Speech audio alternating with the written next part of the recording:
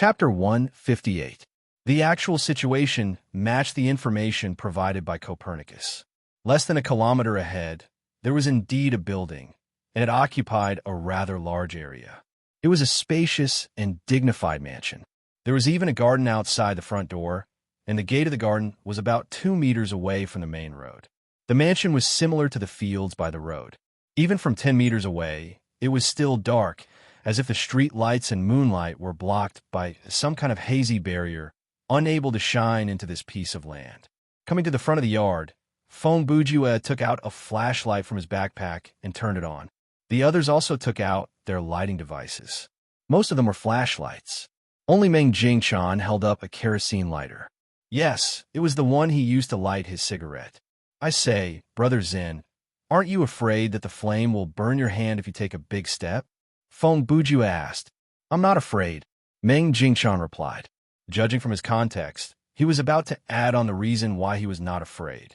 However, after he said the first 2 words, his expression changed slightly. It was as if he suddenly realized that Fong Bujue's words made a lot of sense. However, since he had already said the first half of the sentence, he had to finish it. Therefore, after about 3 seconds, Meng Jingchan stuttered, I'm not afraid. I see. Fong Bujue laughed. He thought this Brother Zen was quite interesting, so he made a rather malicious joke. Then I have a suggestion. When the time is right, you can take a sip of wine and spit it at the flame. It will increase the range of the light and cause a certain degree of damage. Hey, that's a good idea, Meng Jingchan replied.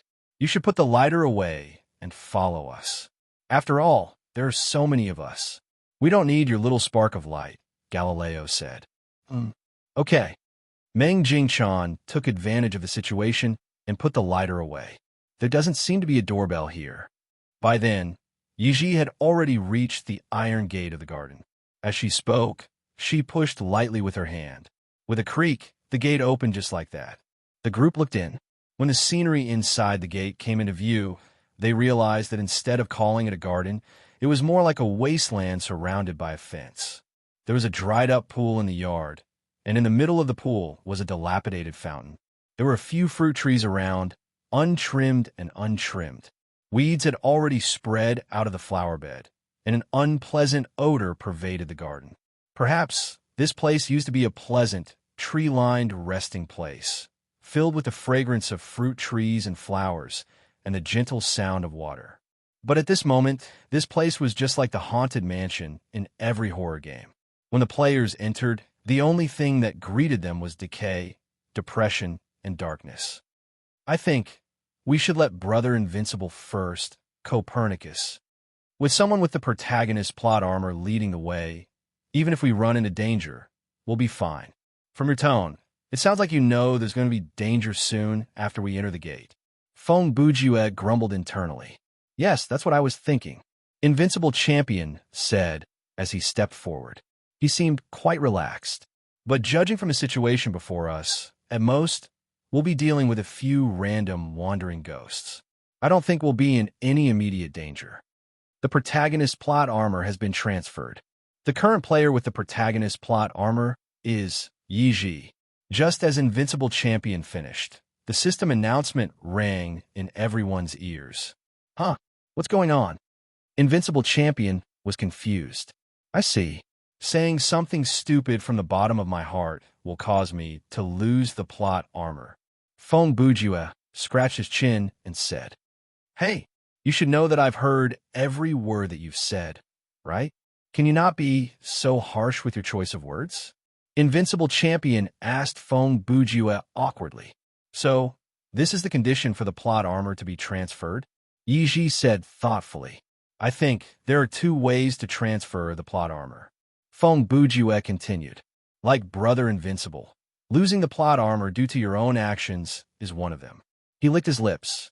The other way is for players who don't have the plot armor to fight for the plot armor through their own actions. How? Are you going to say something stupid that doesn't mean what you say?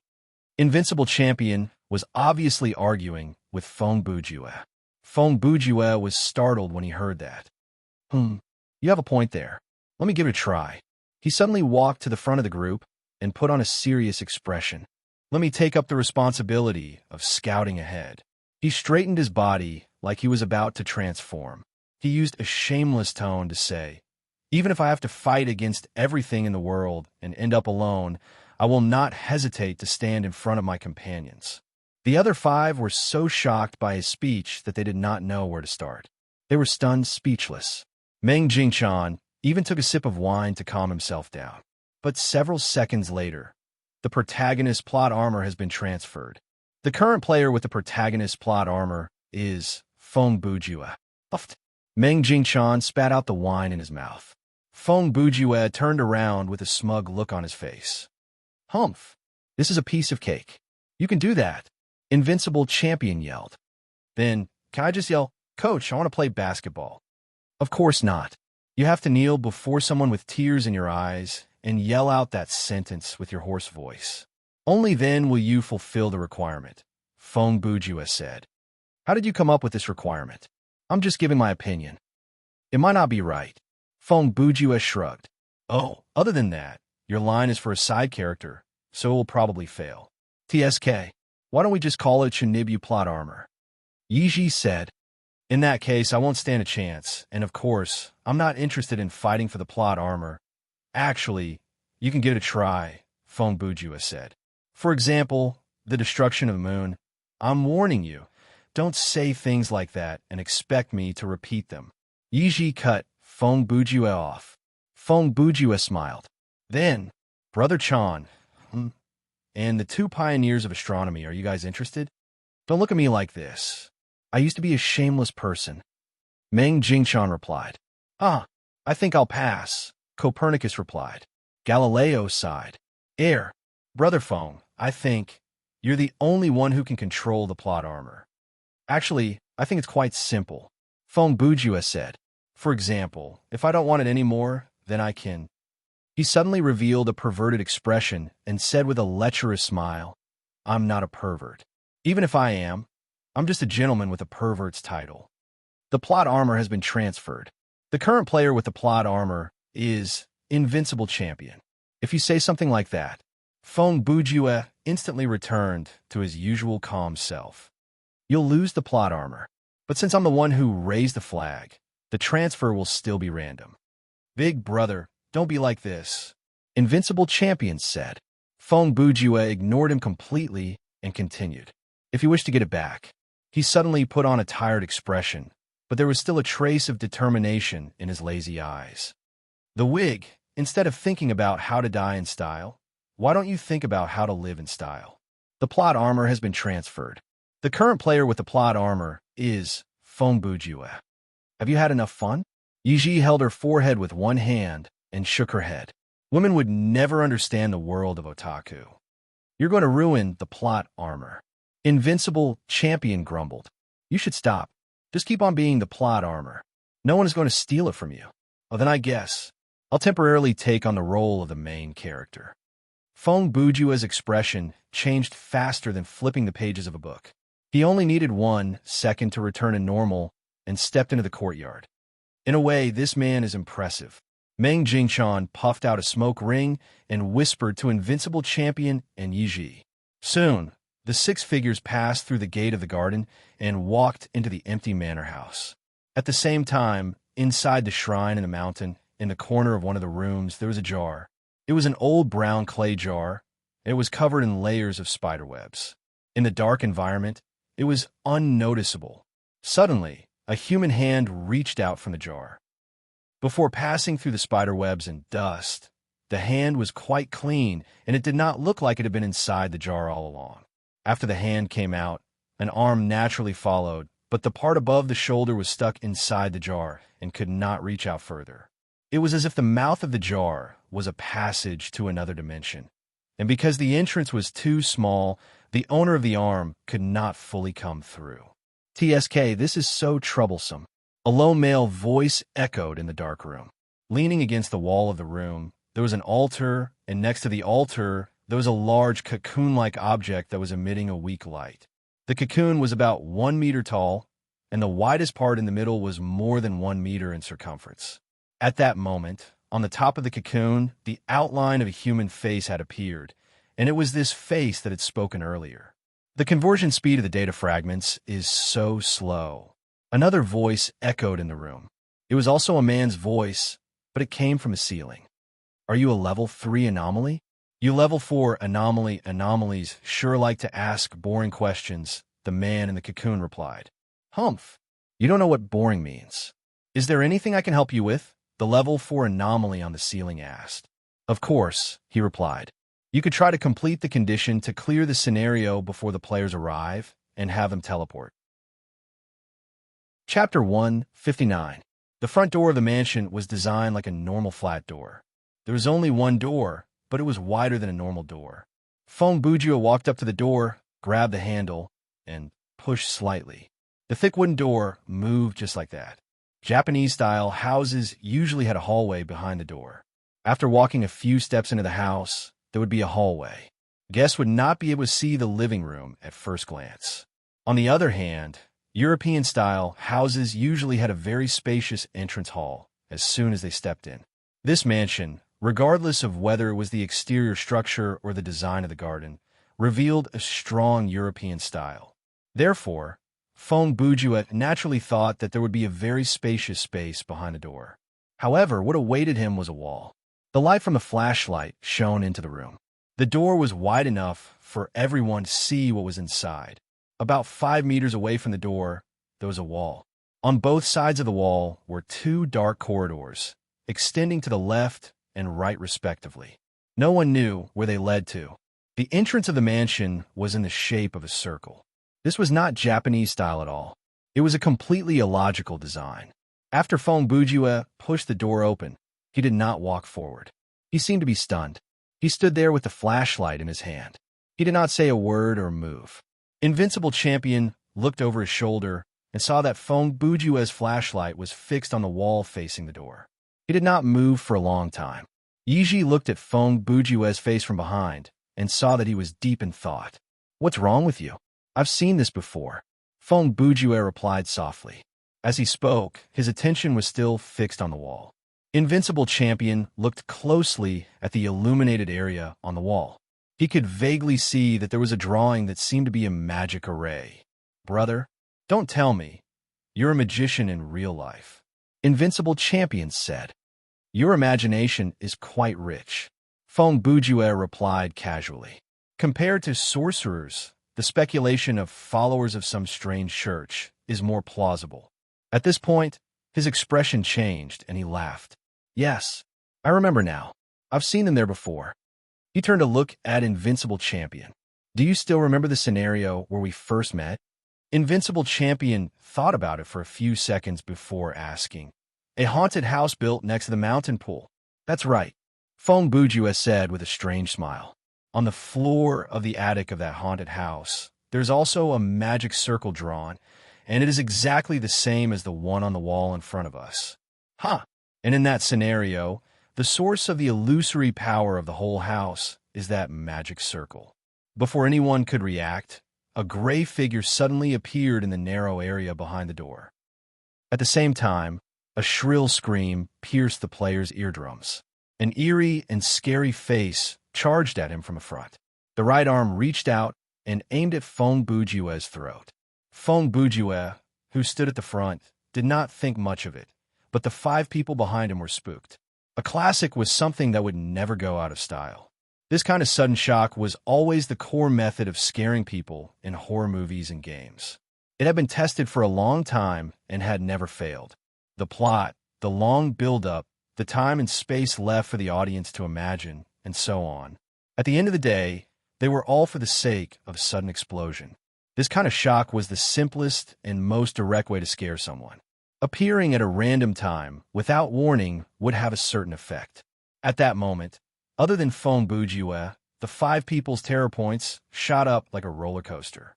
The sudden increase in heartbeat and the slow return to normal was a feeling that Feng Bujua had not experienced in a long time. The next second, Feng Bujua used one hand to grab the ghost claw that came at him. With the buff from Casey Jones's mask, his fighting mastery was at least level D. Even though he was not that good at fighting, he could still handle an attack of this level. The monster's ghastly face was just a few feet away from Feng Bujue. Its face had no eyebrows, and its eyes did not differentiate between white and black. Even its eye sockets were blurry. Its eyes were two perfectly round pupils that glowed with white light. Even though it was caught with one arm, it did not panic. If anything, it revealed a cold, sinister smile. In the blink of an eye, the monster's other hand arrived like lightning. The 5 fingers that were like dried branches aimed at Feng Bujue's eye sockets. The speed of this attack was impossibly fast, and it was impossible to evade. Invincible Champion, who was closest to them, had already reacted and wanted to help. However, for some reason, when he raised his hand, he felt an invisible dark aura envelop his body, making it hard for him to move.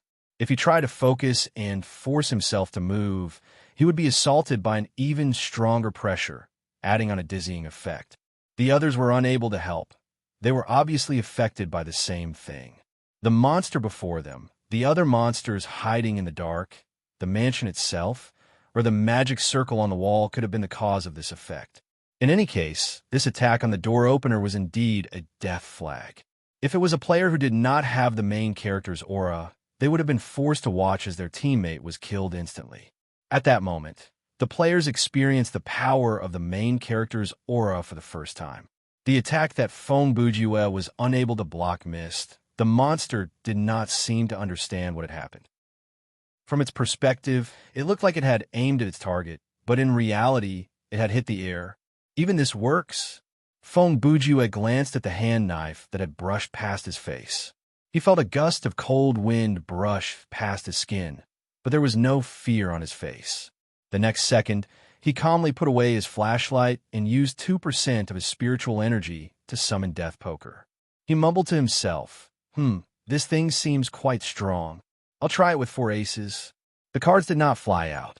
Instead, they were caught by Feng Bujue in the shape of a fan. When the monster saw the Death Poker, it knew that things were about to go south. It tried to escape, but Feng Bujue held its arm tightly, and it was unable to break free from his grasp. The cards flashed, and Feng Bujue swept them across, leaving a trail of light in the air. It was as if he was not using cards, but a blade. The part of the monster's body that was swept by the Death Poker, indeed, looked like it had been cut open by a sharp blade, and a gash appeared. There was no blood coming out of the wound. Only thick black smoke flowed out. Even though the smoke was gaseous, it flowed down like water and did not rise or spread. Chapter 160. Death Poker was a long-ranged attack, and it was a consumable item. Even though Feng Bujue was using it as a melee weapon, after he hit the target, the 4 cards in his hand disappeared. The energy that made up the cards had been converted into actual damage, so the system determined that their physical form had been removed. Looking at the monster again, as the thick black smoke flowed out of its wound, its body suddenly shriveled and shrunk. It was as if it had no bones, flesh, blood, and marrow other than its outer skin. Its body was filled only with the black, evil fog. Now that the black fog had leaked out, it quickly turned into a human skin and collapsed to the ground. Feng Bujue let go of the arm that he had grabbed earlier, because the monster's arm was now nothing more than a wrinkled skin, so there was no need to hold it any longer. He did not put away the Death Poker immediately. Instead, he controlled another card and sent it flying at the puddle of black smoke on the ground. However, it did not have any effect. The Death Poker merely passed through the black smoke and landed on the ground. The black smoke was invisible, so it was not damaged. By then, Feng Bujue's teammates had recovered from their frozen state. However, since the monster before them had been killed, there was nothing left for them to do. Brother Feng, were you not restricted by the monster? Invincible Champion asked. Feng Bujue was still staring at the black smoke on the ground. He answered distractedly, no. He paused for a second. Were all of you immobilized by some kind of restriction earlier? It's hard to explain. Meng Jingchan replied. It was better not to do anything. The more I wanted to help, the more my body refused to listen to me. From a setting, that should have been a very powerful mental attack. Yiji said. Then she turned to Feng Bujue. Perhaps it's because you have the main character's plot armor, so you were not affected? I don't think so, Feng Bujue replied. When the system introduced the plot armor, it described the effect of the plot armor being terminated. It can be an instant kill when the life points are at 100%, or it could be a slight injury when the life points are at 1%. As he spoke, he walked through the door. Upon closer inspection, one could see that the black smoke on the ground was a few steps in front of Feng Bujue, slowly moving into the room. The halo can forcibly stop my death, but it can't make me immune to all negative effects. If I don't even suffer from mental infection and damage to my life points, then this buff should be called Invincible Halo. As Feng Bujue spoke, he followed the ball of black smoke to the wall. To put it simply, I will lose HP just like you, and I'll be hit by skills, but I won't die. The monster's first attack wasn't fatal. Be it in terms of strength or speed, it was only at the level of a common soldier. If I did not block it and chose to be hit, I would have lost life points. Of course, in reality, I blocked it. As for the monster's second attack, it was obviously an instant kill attack. In any case, I didn't even see it clearly, and I wasn't confident that I could dodge it with my own strength. If I was hit, I would definitely be killed. Thus, in the face of this sure kill attack that could have blown my brain apart, the protagonist's aura came into play and caused the monster to inexplicably miss. The black smoke swam to the wall and slowly rose. Like liquid, it seeped into the magic circle on the wall. Then why weren't you affected by the monster's mental suppression? Why were you able to resist it and even kill it? Yi Ji asked. Before you asked that question, Feng Bujue stared at the magic circle and said without turning his head, "Why don't you try to think about it yourself?" Under the circumstances back then, other than the main character's plot armor, what other conditions were there that made me different from the rest of you? Yi Ji thought about it for a few seconds. Standing position? The level of sorcery mastery? After she gave these two hypotheses, her expression changed and realization dawned on her. You grabbed the monster's arm? To be exact, Feng Bujue replied, continuous and direct physical contact. I see. As long as you touch the monster's body, you won't be affected by its mental suppression, right? Invincible Champion asked. Yes and no, Feng Bujue replied. Kid, can you stop trying to be mysterious? Invincible Champion grumbled with annoyance. Personally, I believe that the state of immobility that you're talking about is an AoE skill that affects multiple people at the same time. Feng Bujue said, and the reason I was immune to this skill is most likely because I was holding the monster's arm at the time. He touched the bridge of his nose out of habit. But I don't think it was the monster that used this skill. By then, Feng Bujue had put away Death Poker and took out Robots Must Die from his inventory. As he scratched the wall with the blade, he continued, when a monster suddenly jumped out, all of you instinctively took one or more steps back. This means that all of you were still able to move at the time. Invincible Champion then chimed in. I was about to ask you about that. A scary monster suddenly jumped out from the darkness with a shriek. It's one thing for you to not take a step back, but you didn't even flinch. Are you still human? I'm a brave man. Feng Bujue brushed him off as he continued. When I caught the monster's first attack, with your mental fortitude and combat ability, you should have reacted already, but none of you were able to help. In other words, at the same time I caught the monster's arm, all of you were hit by the skill. Yes, it happened at that moment, Meng Jingshan confirmed. Then if we think about it from another perspective, Feng Bujue said, if the skill was activated by the monster itself, why didn't it use the skill directly after it appeared? Why not wait until all of the enemies before were immobilized and then attack? You mean there is something else here? Invincible Champion said as he became nervous again. He shone the flashlight into the dark corridor on both sides. Actually, the answer is right in front of us. When Feng Bujue said that, he had already scratched the magic circle before him. The whole manor and the garden outside disappeared into thin air. The group was surrounded by a charred field, and only the wall before Feng Bujue still stood alone. The shriveled skin of the monster from before also revealed its original appearance at this moment.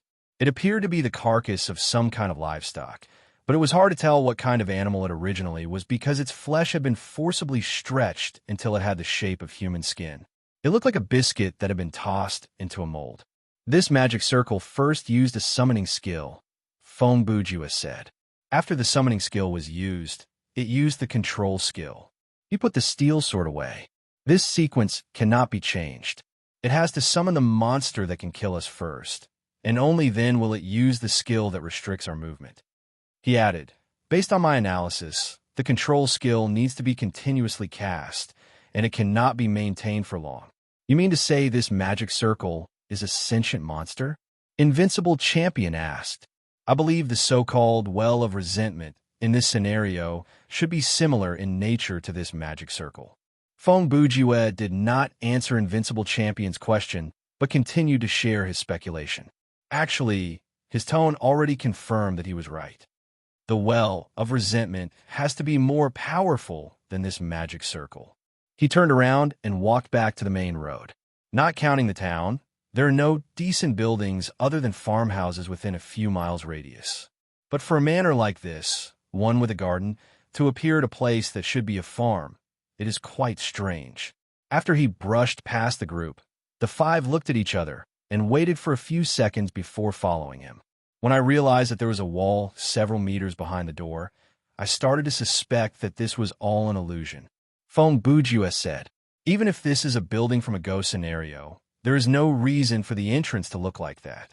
When I saw the magic circle drawn on the wall and remembered the function of the magic circle, I understood that it could only create this level of illusion because this place is basically empty. He raised his arm and pointed behind him. If this magic circle wasn't drawn on a broken wall, but in a real mansion, then the illusion it created might be as big as a maze. Invincible Champion continued Feng Bujue's words, and the scary memory at the House of Usher surfaced in his mind. The complexity of the actual surroundings determines the complexity of the illusion. Feng Bujue said, using a wall as an example, this level of camouflage is already the best it can do. If there's a room, furniture, and even a basement that is separated into 2 floors, that would not be possible in this field. Since the beginning, Copernicus and Galileo had not said a word. They had been watching the others' actions. Their expressions changed many times, and they kept exchanging glances. Then, Galileo opened his mouth. Instead of a question, it was more like a bait. Brother Feng, do you think there will be this kind of magic circle in the mountain where the main quest is? Why don't you just tell me directly? Feng Bujue said internally, but on the surface, he did not show it. I thought you would ask me first, why haven't we heard the announcement that the side quest has been triggered, and why haven't we received any rewards from killing the monsters and destroying the magic circle? Yes, why is that? Meng Jingchan lit another cigarette. Let's assume that this kind of magic circle that can use various kinds of skills is our main enemy in this scenario. On the mountain where the main quest is, there are several similar magic circles. They have similar abilities, and the most powerful one is drawn at the bottom of the well of resentment. Feng Bujue said, then, the magic circle that we destroyed earlier should be an extra, one that we won't run into if we follow the normal route. So, Invincible Champion asked. Before Feng Bujue could answer, Yiji said thoughtfully, so, destroying this magic circle is itself a kind of reward. Chapter 161. In the abandoned shrine, the color of the cocoon's surface changed from white to beige, then gradually darkened, and finally turned into the color of a bloody cigar like a wound. After the color change stopped, several minutes later, the cocoon suddenly shattered, and thousands of pieces the size of fingernails fell to the ground. The brown pieces were dry, and they landed cleanly on the ground. None of them landed on the man inside the cocoon. The level 3 anomaly looked to be in his 30s. He was a man with a gentle face and medium-length hair. He looked like a cultured person, and the outfit he was wearing was the player's newbie outfit. After coming out of the cocoon, he stretched his neck expressionlessly. At this time, he did not have a right arm. There was a very smooth cut on his right shoulder. There was no flesh on the cross-section of the cut. It was just a flat surface that emitted a faint light. If one looked closely, they could see very fine streams of data moving on the surface. Teeth still the same, he grumbled with annoyance. He walked to the corner of the room and picked up the clay jar on the ground. When he entered the scenario, his right arm could not materialize with the rest of his body, so he had to wait for his body to materialize before he could find his arm and reattach it. There was a narrow pocket behind the jar. It was similar to a player's backpack, but when the arm came out of it, the pocket would disappear. This anomaly's right arm was like a piece of luggage that could not be carried around or separated. Whenever he entered the scenario, he would have to squeeze his arm through the space gap in its physical form.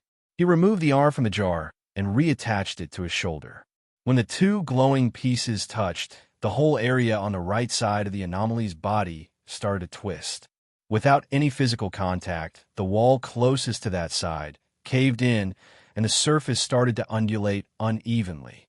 After the connection was complete, he tried to wave his arm. Then he looked at his right hand and muttered, "So many times, but the run-in time hasn't decreased by even a second." He could feel the position of his arm before it was connected, and he could also immediately know how long it would take for the data to synchronize with his body after it was connected. In other words, this level 3 anomaly still needed some time to recover to 100% of his combat ability. The arm appeared to be attached to his body, but he still could not use its full power. So painful, so uncomfortable. "Save me," suddenly, groans echoed in the anomaly's ears. He frowned slightly and lowered his head to look toward the source of the sound. It was unknown when, but the floor of the house was crawling with terrifying ghosts covered in blood. The ghosts came through the walls and floorboards, as if they were dying people who had fallen into a quagmire. Some of them only had their heads exposed, while others had half of their bodies exposed. Their hair was messy and covered their faces. Their faces were pale, and their eye sockets were pitch black. They had no eyeballs. Their mouths were half open, and their hands were outstretched. They looked like people who had fallen into the water, trying to catch something. The moans of the ghosts were not loud. It sounded like they were struggling in pain and crying for help. However, that was what made it so horrifying at that moment. The whole floor of the room was filled with these ghosts. The anomaly did not even have a place to stand. Soon, the ghosts reached out to grab him. Some of them grabbed his ankles, and some reached out to pull on the corner of his shirt. Does the boss of this scenario use illusions? His eyes glowed, and there was a faint glow in his pupils. Humph, they are quite cunning. In the next second, he bent his knees slightly and made a very light jumping motion. This seemingly careless jump allowed him to break free from the restraints of Ghost Claw. Then, he used the difficult move of doing a somersault to leap onto the roof beam. A gray shadow was hiding on the beam. This monster was similar to the one that Feng Bujue had encountered. Before it could attack, it was blown up by the anomaly's left fist. Level 3 anomalies could use a different perspective to view the world inside the scenario. They could turn the scenery in their eyes into a half-real, half-solid state, and they could sense everything within a certain range. Therefore, illusions were useless to them. They were not as threatening as actual strength and speed. This is strange. Has that level 4 guy not dealt with the boss yet? As he thought about it, he raised his leg and kicked. The tip of his foot easily flew over the top of his head. The roof of the shrine was blown off instantly. A powerful force tore a large hole in the roof, and the size of the hole was large enough for a person to jump out from. After leaping onto the roof, he was greeted by the blurry moonlight. Of course, for an anomaly, light was a very important observation factor. Even in the dark room, he could see clearly. In the courtyard of the shrine, there was an old well. At the edge of the well, the head of the level 4 anomaly was placed there. "You gotta be kidding me," he whispered and leaped forward.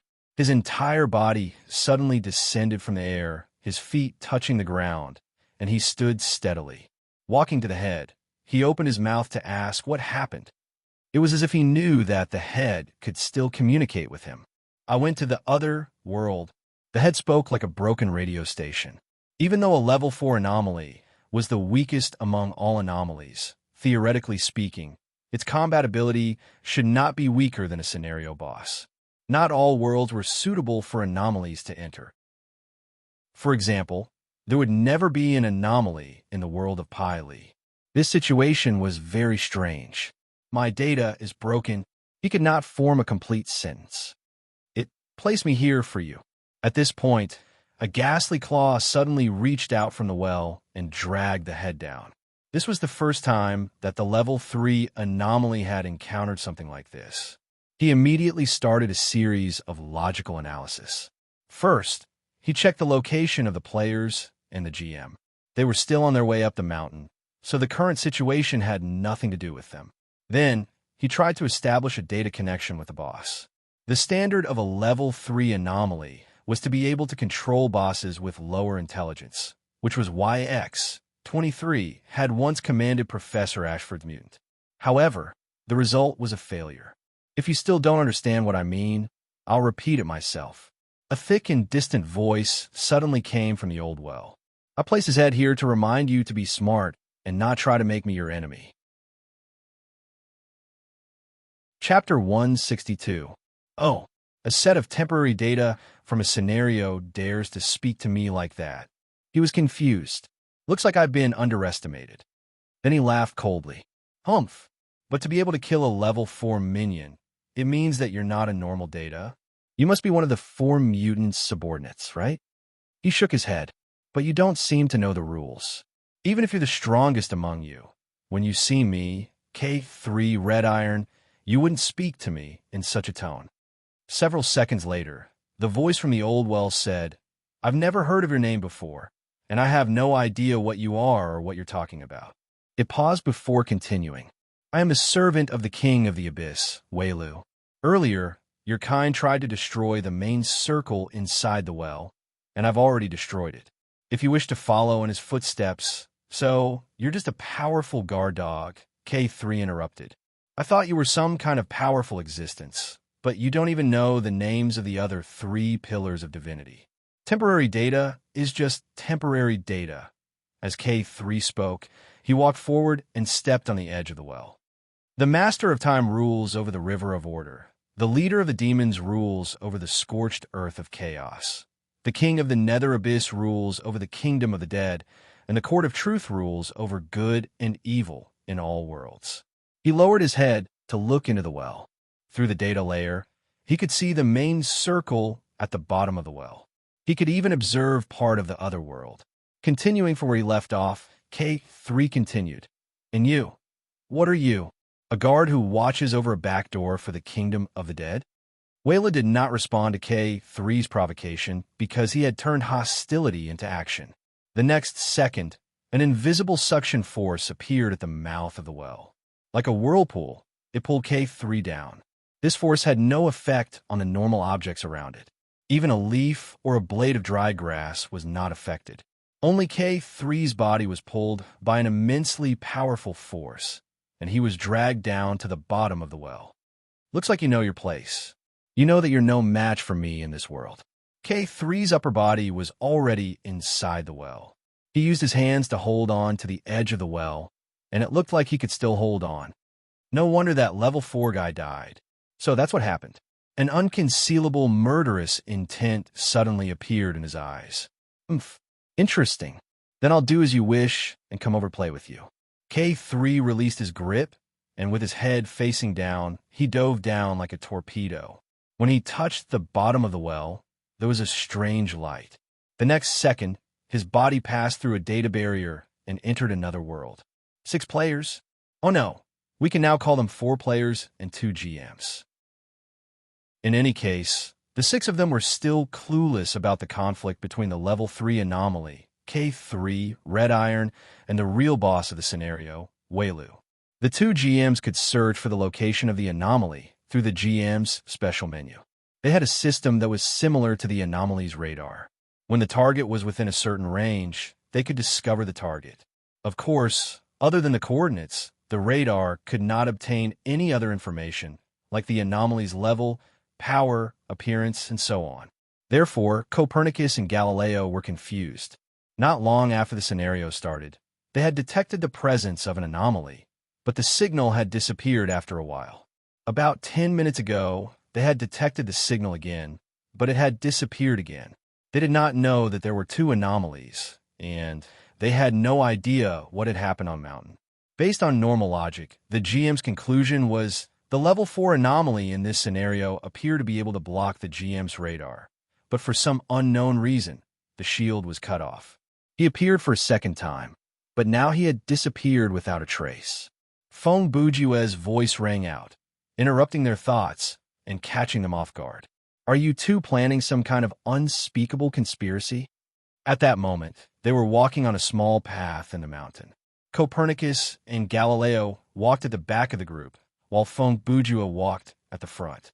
He suddenly stopped and shone the flashlight back at the two of them, and said something that came out of the blue. You're right. What? Copernicus stammered. Haha, what are you talking about? Stop joking, Galileo replied with a fake smile. In fact, he was muttering in his heart, no way. How could this kid be so clever? Have we been exposed? What he means is, how did you two, who specialize in reconnaissance, end up at the back of the group? Yiji said. Copernicus was startled. Oh, right. I'm sorry, I was distracted. He smiled awkwardly and walked forward. The so-called reconnaissance specialization was obviously bullshit. They only knew where the flag was. As for the title, GM's titles were set and would not be changed. They would not give them any skills, and of course they did not need any title skills. GMs had plenty of skill slots, active and passive. Their physical attributes were stronger than players of the same level, and the equipment they had was beyond the imagination of normal players. For example, name, Manager's Knife level 18 item type, weapon quality, normal offense points, slightly strong element, none special effect. The damage dealt to the target will be tripled. Equip requirement, Manager exclusive remark. This item cannot be discarded, destroyed, or traded. It cannot be shown to normal players in any form. The description of the item was not that complicated, but the special effect was enough to scare a person to death. Pan Feng and Hua Xiong had said that the actual power level of a GM was about 10 levels higher than what was shown. In other words, other than their gaming skills, Copernicus and Galileo's power level was equivalent to 2 level 28 players, and they had access to quite a lot of scenario information that only GMs could access. Titles and whatnot meant nothing to them. GM's titles were usually low profile. Titles like Army Killer Fist, Heir of the Heavenly Demon, Invincible Iron Fist, and so on. Even if they wanted to use them, their superiors would not approve of them. GMs would usually pretend to be scouts. That way, they could explain their source of information and protect the normal players. Since scouts were always at the front lines, GMs could deal with some negative flags or stop the ambush of the anomalies to prevent unnecessary deaths among the players. Don't worry, there's nothing to be afraid of. Focus. Invincible Champion used an encouraging tone to interject. He had thought that the two were unsettled because they were afraid. Who would have thought that this unintentional action of his would actually trigger? Main character aura has been transferred. Current player with the main character aura is Invincible Champion. Chapter 163. You can do that? Invincible Champion was surprised. Very good. We found another way to change the ownership of the aura, Feng Bujue said darkly. But this method doesn't seem very practical. That's only for you. Yiji looked at Feng Bujue with condescension. I think this method is much better than your Chinibi declaration. Feng Bujue heard that and shrugged. He did not comment. Copernicus and Galileo walked to the front of the group to lead the way. They had been distracted by the anomalies flickering in and out of the radar. So with Feng Bujue's words, the two of them walked to the front of the group to lead the way. The GMs knew the way to clear the scenario and the location of the flags. In this regard, Feng Bujue's skill, Strategic Victory, was far inferior to theirs. He used his title skill to see the boss was the Well of Resentment, but that was because when he observed it, Weilu was on the other side of the well, so he could not see it. If there was no anomaly in this scenario, there was a specific condition for the players to reach the real boss. And the basic way to clear the scenario did not require them to face Weilu. From the GM menu, they could see that there were 4 soul harvesting matrices on the mountain. 3 of the normal matrices were scattered around the mountain, and one of the matrices was at the bottom of the well of resentment. According to the normal process, once the players entered the mountain after the start of the game, they would definitely encounter a regular soul-snatching circle. As long as they could survive the illusion and break it, they would be able to trigger the notification of the main quest. At that time, the system would notify the players that they had to break a total of 4 magic circles before they could seal the well of resentment. Then, the players would clear the scenario by defeating the 3 normal matrices and the matrices. Of course, the matrices at the bottom of the well of resentment would be harder to deal with. But no matter what, Wayla would not show up if they took this route. After Feng Bujue's group entered the scenario and walked in the opposite direction, they had discovered a hidden reward. Following that route, they would find a soul-harvesting matrices on a broken wall outside the mountain. Although completing this formation did not trigger any flags, in reality, this formation could be used to fill the quota for the main quest. In other words, the players who had dealt with this array beforehand would have a progress of 24 to 4 after they solved any of the regular arrays in the mountains and updated the main quest. This meant that the players who had completed the test of the mansion didn't have to fight against the main array of the Well of Resentment at all. They only had to deal with the 4 regular soul-snatching arrays to pass the test. The 2 game routes mentioned above were the conventional route of clearing the game without thinking and the simple route of clearing the game with the nature of solving puzzles. The latter was obviously less difficult, while the former required more troublesome battles. Naturally, there was a third option. That was something that even GMs would not choose. It was also the simplest and most brutal option. He ignored everything, the illusions and all the other flags in the mountain. He killed his way to the shrine at the top of the mountain, jumped into the well, and rushed into the other world to kill Wei-Lu. Perhaps a 6-man team at the level of a gaming studio might be able to do this, or perhaps 2 GMs without the interference of the anomalies could avoid all the dangers along the way and directly enter the well to fight the real boss, and that might be possible as well. But for a normal player, this last option that relied on brute force to clear the game was practically impossible, since they had reached the easiest route to clear the scenario, and the anomaly was so elusive. Naturally, Galileo and Copernicus' original plan had to change. Initially, they had underestimated the player's strength, so they did not want to make things too complicated. Their plan was to quickly lead the team up the mountain, deal with the 4 magic arrays using the conventional route, and send the players away. But now, they had a chance to complete the main quest and send the players away without having to go to the top of the mountain. So they had to make good use of it. After the 6 of them walked for a while, Galileo led the team away from the original mountain path and into the nearby forest. Feng Bujue looked at the 2's actions like a bystander and did not express any suspicion. On the other hand, Yiji asked a few questions. However, the 2 brothers who specialized in investigation echoed each other and gave a perfunctory explanation, so Yiji didn't ask much. Unknowingly, about 20 minutes had passed since they entered the mountain. The shadowy mountain forest and the constant slope under their feet gradually made them feel a kind of mental depression and fatigue. There is no real boundary to this forest, Galileo explained. I believe the whole mountain entered some kind of spatial anomaly on the night of the 31st of October. The message that Feng Bujue read from that sentence was 5 words: please be patient. Then let's stop going around in circles. We'll reach the top eventually if we keep going up the slope, right? Invincible Champion suggested. You're too naive, Feng Bujue said. Since they said there is no boundary, then we can abandon the concept of direction. You think we're taking a detour, but that's only based on the slope under our feet. He tilted his head and said then, imagine that we're walking on a piece of flat land, but the trees on this piece of land are all slanted and the gravity is also tilted. Then you will think that this is a slope. Invincible Champion could not imagine it. Other than that, the spatial anomaly means that the actual size of this mountain might be infinite. Feng Bujue continued.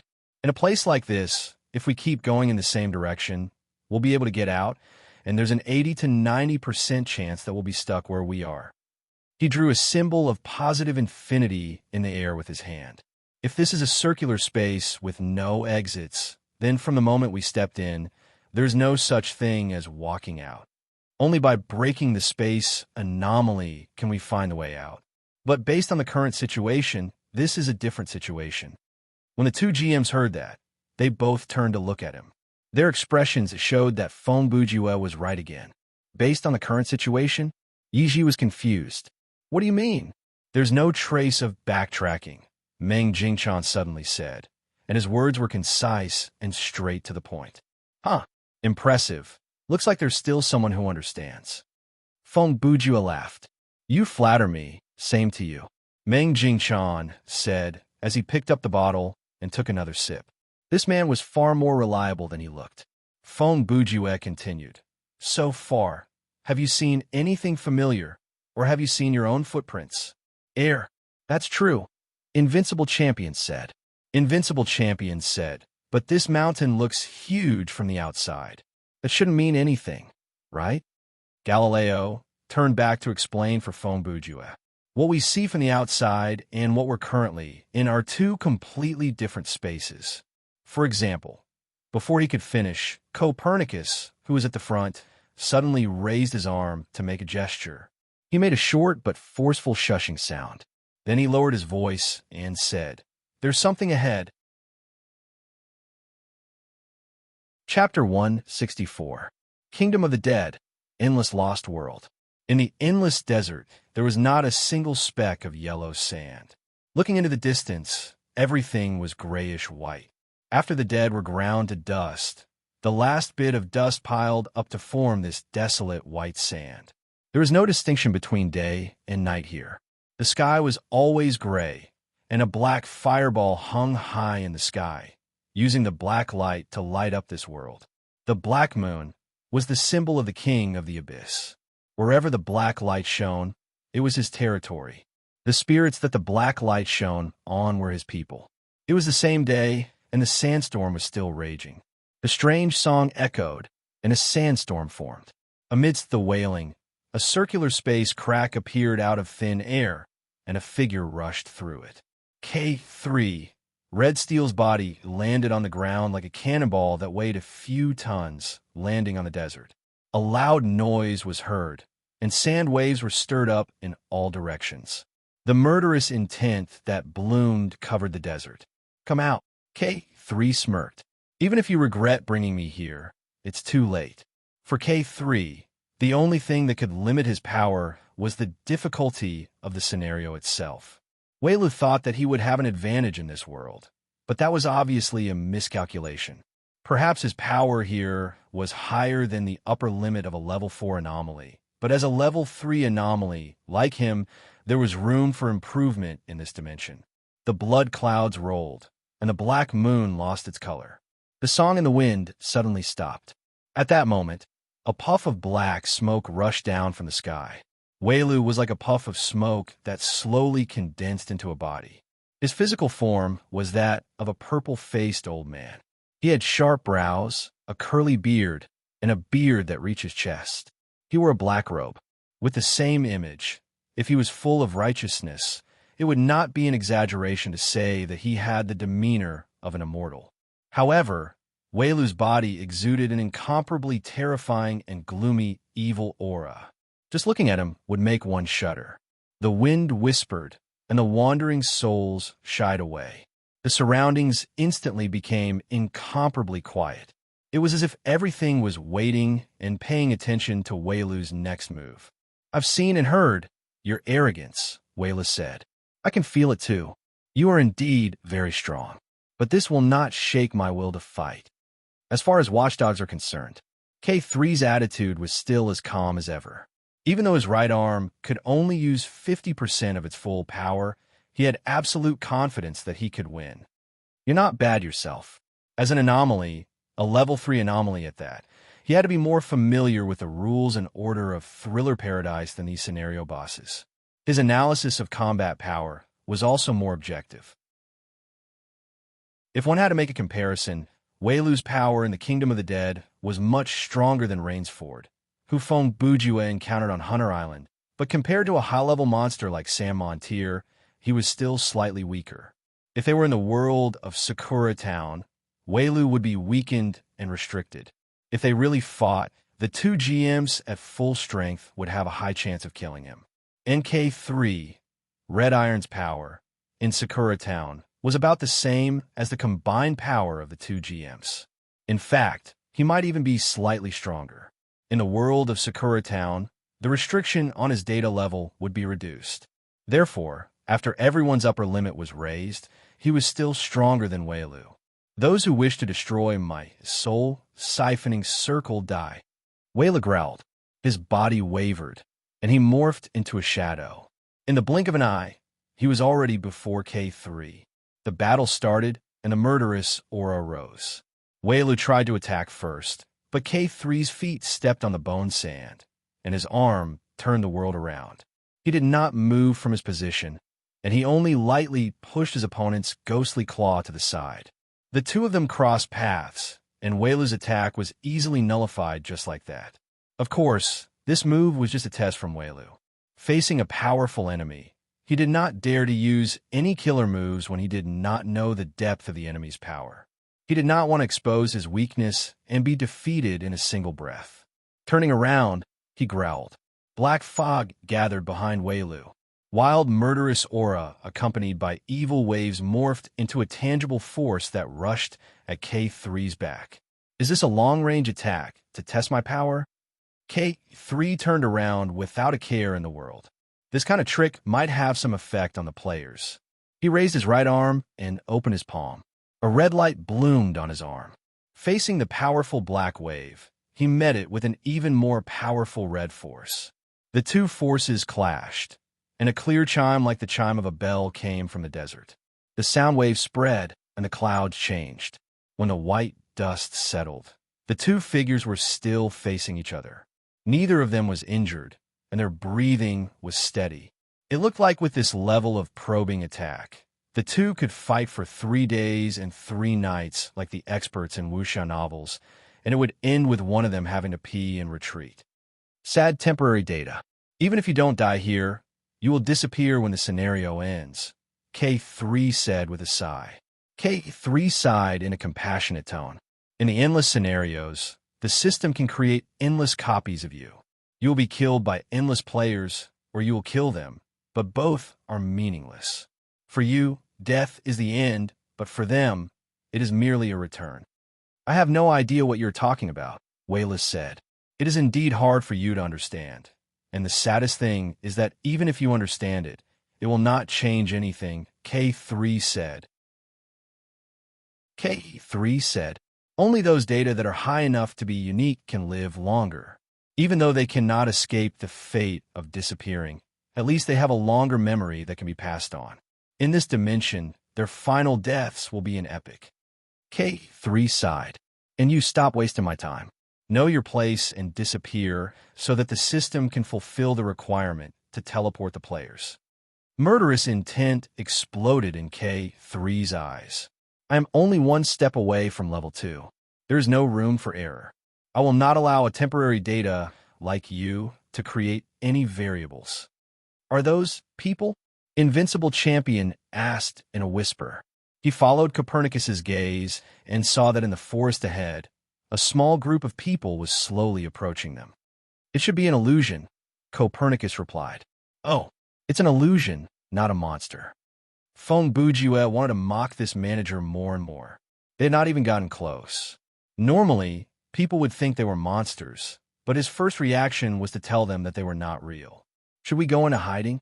Yiji still followed the normal train of thought and came up with some reasonable suggestions.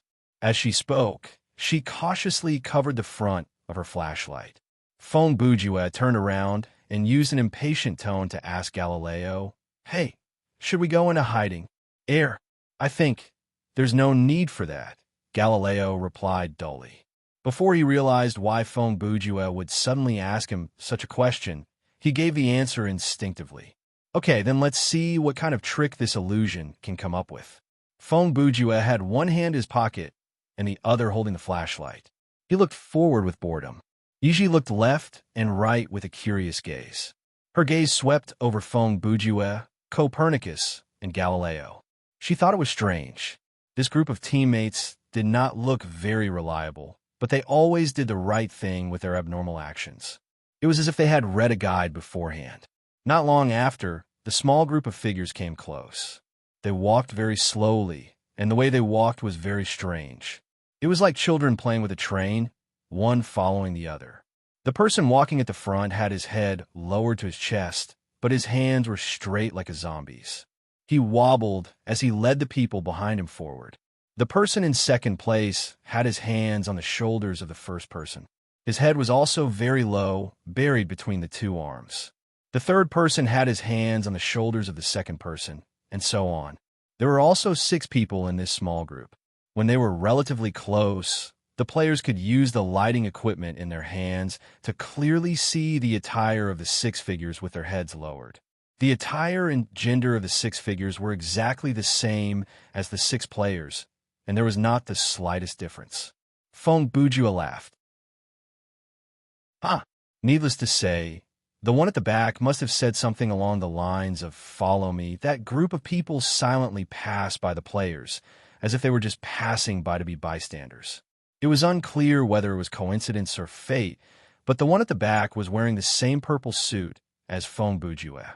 When he walked past the group, he raised his head and turned around to reveal a pale, mournful face. His eyes were rolled back, and he said in a voice that gave people goosebumps, "Follow me." "See, I was right, wasn't I?" Feng Bujue shrugged. His relaxed attitude affected the people around him to a large extent. It was like watching a horror movie and someone spoiled the next scary scene in advance. After they were mentally prepared, the setting that was supposed to be quite scary did not have the effect of scaring them at all. Their terror points did not fluctuate at all. This kind of trick has been used in Hong Kong horror movies since the 90s, Feng Bujue said. "I've seen so many similar plots." He watched as the group of illusions gradually left and walked into the dark forest. He still did not give up and complained, "If you really want to make people unhappy, why don't you skewer the 6 of them like a centipede, then let them crawl over?" And then the person in front of the group said, "Stop it." Yiji quickly cut him off. "Other than giving constructive suggestions, can you please stop talking?" As a girl, her sanity level had been dropping ever since she met Feng Bujue. Compared to the game, the mental pollution caused by Feng Bujue's words and actions was scarier because it might extend into real life. Seeing the illusions, it means that we've entered the range of the magic circle, right? Since he was the GM, Copernicus very seriously brought the topic back to the process of clearing the scenario. "You can drop the okay." Feng Bujue smiled. "Just lead the way." Chapter 165. The closer they got to the soul-harvesting circle, the scarier the environment around the 6 became. This was no longer some indirect way of embellishing the atmosphere, but a direct sensory stimulation. Corpses of all shapes and sizes appeared repeatedly around the players amidst the swaying shadows of the trees. Most of them were standing with clavicles or incomplete limbs. Their deaths were all different, but all of them could not escape the word tragic. This place was like some kind of exhibition of the tragic dead. There were dead bodies hanging from trees, half of their faces dissolved, burnt to a crisp, and some with their skulls exposed.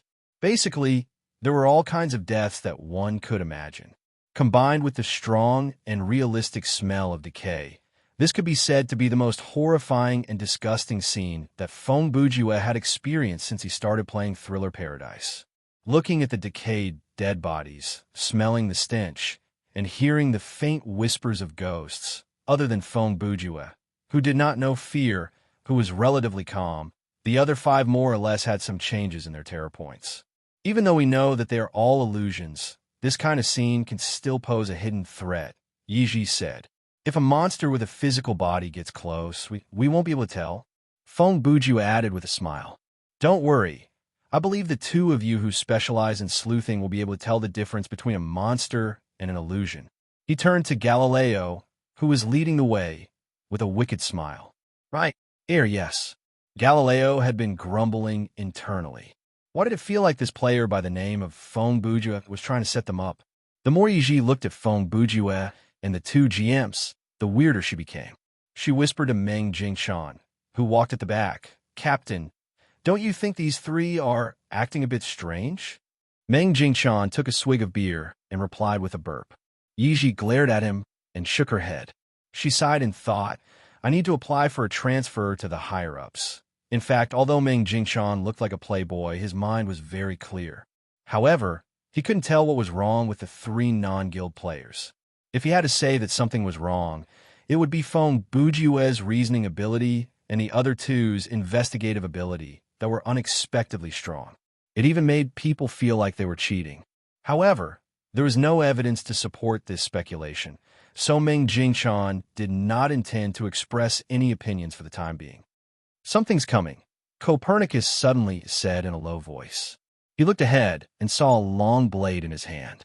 Even though the lighting equipment could not illuminate a very far area, he was very clear that two mini-boss-level monsters had respawned and were approaching at high speed. Galileo also took out his weapon almost at the same time, ready to kill. Seeing this scene, Feng Bujue naturally followed suit. He pulled out his steel saber and prepared to meet the enemy. Before the spirit-gathering circle outside the mountain, Feng Bujue had used Death Poker because, according to the plot introduction, the enemies in this scenario were mostly ghosts and cold weapons would not be effective against them. However, at this moment, from the way these illusions were created and the monster that appeared earlier, he felt like these circles were more similar to Western magic, and normal weapons would be enough to deal with them. This was the perfect time to explain Feng Bujue's personal concept of ghosts, mainly the division of race and the difference between the strong and the weak. As a man who had watched many movies, please note that the movies here were specifically referring to horror movies. He believed that Eastern ghosts were more dangerous and scary than Western ghosts. According to the settings of ordinary horror movies, for ordinary people, Eastern ghosts were obviously more difficult to deal with. People without spiritual energy, even if they were strangled to death by the ghosts, they wouldn't be able to touch the ghosts at all. Moreover, the ghosts in horror movies often use some tools to kill people, such as rapidly falling elevators, falling steel bars, bathtubs that could suck people in, and so on. These ghosts were simply omnipotent. Teleportation, possession, controlling people, creating illusions, telekinesis. The protagonists of horror movies often only had the fate of being played to death. Sadako, Kayako, Churinmei, even the ghost couple who returned at night, could bring a strong sense of fear and despair. On the other hand, the horror of Western ghosts was more inclined towards physical damage. Needless to say, vampires and werewolves were commonly seen on the streets. Their various characteristics were well known to both women and children. In the 21st century, they had been closely associated with terms such as tall, handsome, and rich, fair, rich, and beautiful, lolicon, love triangles, and so on. In order to satisfy the beautiful interracial love fantasies of many young men and women, they had successfully transformed into two groups that had been ridiculed for a long time. Let's skip these two monsters and talk about ghosts, ogres, mummies, and demons, which were also more common settings. Speaking of Western ghosts, the first thing that popped up in Feng Bujue's mind was Casper from Ghost Horse and the line that had been repeated countless times, "I want to be friends with you." It was really difficult to associate this guy with danger and horror. Of course, there were also powerful ghosts like Freddy on Elm Street, but after watching the third movie in the series, the audience would understand that there was a way to defeat Freddy in both the real world and the outside world, and it wasn't difficult at all. This was also why the victims in the series were all underage brats, and only the protagonists had a normal IQ and a certain level of fighting ability. If the movie had found a tough guy to star in, Freddy, a pedophile, would probably have been treated like a prisoner who had picked up soap. Ogres reminded Feng Bujue of a soldier class in Heroes of Might and Magic, an elegant and ruthless killer with a high IQ, and a group of ugly monsters that appeared together with many lame human flesh props in B-rated movies. Mummies could be dried corpses displayed in museums with trembling bandages all over, or could be bald, handsome guys who use sand magic. Demons seem to be a relatively strong race. In terms of settings, they were also the closest to Eastern ghosts, because they could use non-physical forces to cause harm to people, but their methods and motives for killing people were very different from those of vengeful spirits. Demons with a little bit of status would either transform into middle-aged or old handsome guys, or into beautiful women, messing up people's lives, making deals and the like, and finally forcing people to die. And when those low-level demons killed people, they were no different from serial killers, except that they were not afraid of legal sanctions. In short, Feng Bujue was quite prejudiced against Western ghosts. Even before he lost his sense of fear, he felt that there were only two situations when encountering Western ghosts. 1, he couldn't beat them and would be killed. 2, he could kill them with a chainsaw. He had never thought that he would be scared into a corner or even die by the Western ghosts. "I'll deal with the one on the left," Copernicus said, and had already turned into a shadow and rushed forward. Galileo didn't say anything. He took a step forward and had already rushed 5 or 6 meters away. He took a few light steps on a few tree trunks, and his figure flashed continuously, too much for the eyes to take in. Seeing this, the three people from Order were so shocked that their expressions changed. This wasn't fear, but surprise. The skills of those two people were definitely not below the top experts of Order. To be able to have such speed and movement skills at level 18, were they really people who specialized in detection? It would be more reasonable to say that they were superstar players who specialized in combat and had created alternate accounts to pretend to be weak. "They're really strong," Feng Bujue muttered, and, at the same time, he also quickened his pace. At this moment, he was 90% sure that these two people were GMs. He followed them because he wanted to see how strong they were up close. Chapter 166. The movements of Copernicus and Galileo were indeed not something that ordinary LV-18 players could do. The two of them walked on flat ground, but it felt like they were treading on waves, just like the legendary Qigong. From a gaming perspective, this was the effect of a large number of passive skills overlapping. The two mini-bosses that came through the gap in the forest were two deformed creatures. Their bodies were pieced together from body parts, and they barely managed to form the shape of a human. Their appearance could be described as both disgusting and scary, but their power was only average. Of the 6 players in the scenario, even excluding the GMs, any one of them could take on these two mini-bosses alone. Of course, there would be a price to pay. The blade glinted coldly, and the figure was as sharp as a bowstring. Both Copernicus and Galileo used the same weapon, and their combat abilities were similar.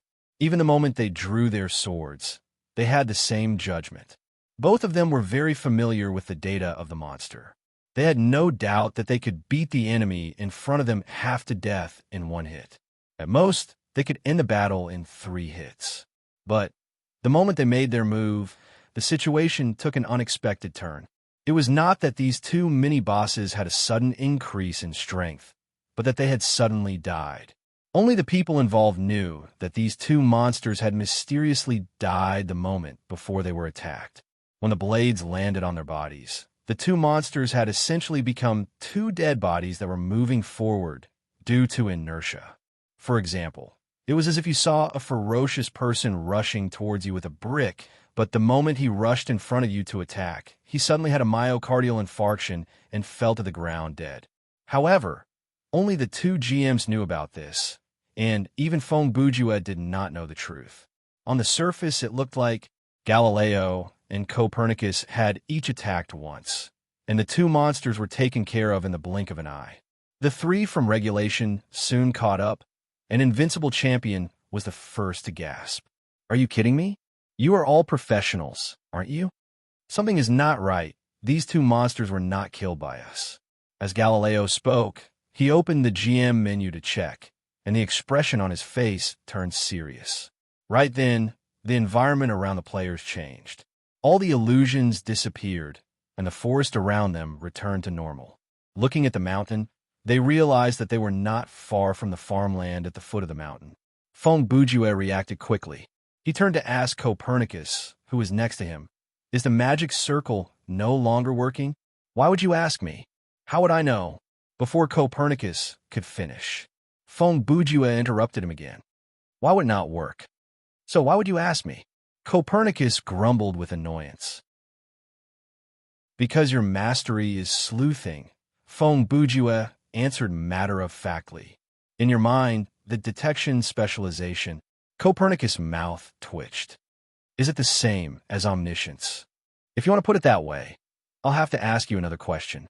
Feng Bujue's expression and presence changed drastically at that moment. His eyes seemed to be saying, "The game of acting is over." There was passion in his eyes, but his face was calm and confident. Feng Bujue asked directly, "Is this the work of an anomaly?" Meng Jingchan spat out the beer in his mouth. There was information about the anomalies within regulation, but it was very limited. Other than the existence of the anomalies, the few contacts they had did not provide much actual information. Yi Ji and Invincible Champion were not high enough in the gaming studio, so this was the first time they had heard of this term. However, for players like Meng Jingchan, they had higher access to information about the game, so he knew about it. Of course, the information he knew was that in a team survival mode scenario with 6 players, there was a very small chance of encountering an uncontrollable data called an anomaly. Regulation had no information about the anomaly, the involvement of GMs during the scenario, and the power of GMs. Regulation only had 2 recorded encounters with anomalies. The first was when a 6-man team reported to their superiors that they had encountered a humanoid creature that called itself an anomaly. It had incredible power, and its intelligence was far greater than a normal scenario boss. Furthermore, it had nothing to do with the scenario itself. The second time was also a 6-man team, and the situation was similar. They claimed that they had been attacked by the boss and the anomaly, resulting in their team being wiped out. In the short communication between the 6-man team and the anomaly, Regulation had obtained the information that they currently had. It was classified as high-level information and entered into their database. The main reason Zendream was so shocked was because the term anomaly came from the lips of this man by the name of Feng Bujue. Could it be that this unknown guild, Underworld Frontline, had the ability to gather and analyze information that was on par with Regulation? How many members did they have? Just how professional were they? Copernicus and Galileo's expressions were the most interesting. Even Meng Jingchan reacted that way, so one could only imagine how the 2 GMs would react. "What are you talking about?" Galileo still seemed to be hoping for a fluke, trying to play dumb and get away with it. "Do you want me to be more specific?" Feng Bujue said. "Brothers, please open your GM menu and help me take a look. Is the sudden loss of the magic circle around us related to the anomaly?" The 3 GMs from Regulation looked at Copernicus and Galileo like they were looking at monsters, and then they turned to look at Feng Bujue like they were looking at a super monster. There was too much information in those few sentences, and the atmosphere was so tense that they did not know how to express their opinions. The 2 GMs looked at each other and exchanged a look. Galileo then smiled and turned to Feng Bujue. "After the scenario is over, you'll have to talk to our superiors. Let's talk about the current situation first." Feng Bujue said. "When the illusion disappeared, I used a strategic victory to take a look. Since the GMs knew what kind of skills the players had, he decided to be direct. It did not show anything." He paused before asking, "Can I conclude that the anomaly has dealt with the boss?" "The well of resentment is still there, but it has lost its power," Galileo replied. "The same is true for the other 3 magic circles on the mountain. Just now, they lost their power at the same time." "At the same time?" He thought about it for 2 seconds before adding, "Ignoring the possibility that there are 4 anomalies working together in the scenario, the problem probably lies with the source of power. To cut off the power source of the well of resentment, other than destroying the magic circles, there are other ways, but that way, instead of calling it cutting off, it would be more accurate to call it destroying." Based on the information on the flag, Galileo said, "This scenario has a real boss called Wei Lu. He is not on this map, and we cannot see his specific data. What we do know is if we have less than 3 magic circles to destroy, we will encounter this boss if we jump into the well of resentment. My guess is that the anomaly has gone to the other side of the well of resentment and killed this boss, causing all the magic circles on our side to lose their power. When he said that, he understood the question that had been bothering him earlier. Why would the coordinates of the anomaly appear and disappear? The reason was most likely because the anomaly had entered the other side of the world. Then here comes the question, Feng Bujua said. Why haven't we cleared the scenario yet? This, Galileo really did not know. I suspect it is a problem with the main quest, Copernicus said. Currently, the main quest is still enter the mountain to find the abandoned shrine. Perhaps it is because we have not triggered the flag for the next step. His gaze showed that he was looking at the GM menu as he spoke.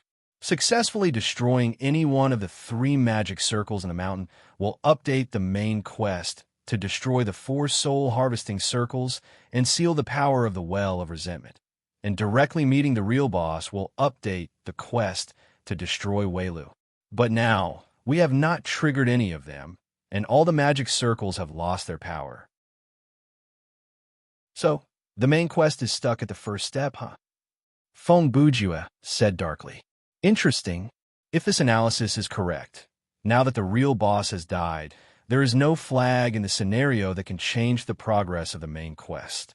So, how are we going to clear this scenario? Since you sound like you know a lot, Copernicus said, why don't we get straight to the point? He turned to look at the 3 from regulation.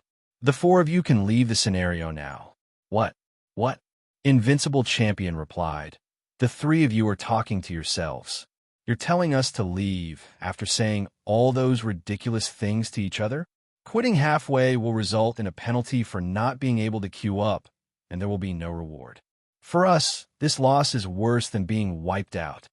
I'm sorry, but from the looks of it, this scenario can be considered a bug, and we are unable to clear the scenario, Galileo replied. Just as Mr. Feng said, the main mission is stuck, and there's nothing we can do. As if afraid that Invincible Champion did not get it, Feng Bujua added, this is likely Xiaoyao leaving Yuhang town, and Bishop Baiwa was killed by an alien passing by Earth with an antimatter weapon. Even if you continue to play, you will not clear the scenario. We still have work to do, and that is to deal with the anomaly, Copernicus said. If you stay, even if you're not killed by the anomaly, it will be a waste of time, and you'll be forced to quit in the end. He knew that he could no longer blame this on the players. So he followed the company's rules and said, with regard to the loss of game time, since it was caused by the system, the company will compensate you. After we deal with this scenario, we will report this to our superiors. The related people will contact you and come up with a solution. I believe you will be satisfied with the result. Yi Ji then asked, since you are GMs, can you explain to us what the anomaly is? I'm sorry, but we have no right to reveal that, Galileo replied. Yi Ji's reaction was similar to what Feng Bujua had done to Pan Feng and Hua Xiong. You should know that we are from regulation, right? She pressed. With the credibility of our studio, if we expose what happened today on the official website, that is your freedom, Galileo replied confidently. Galileo replied fearlessly. The company will respond and explain accordingly. He had the confidence to say that because, after the scenario where Pan Feng and Hua Xiong met Feng Bujua, the higher-ups immediately came up with a new rule based on their report.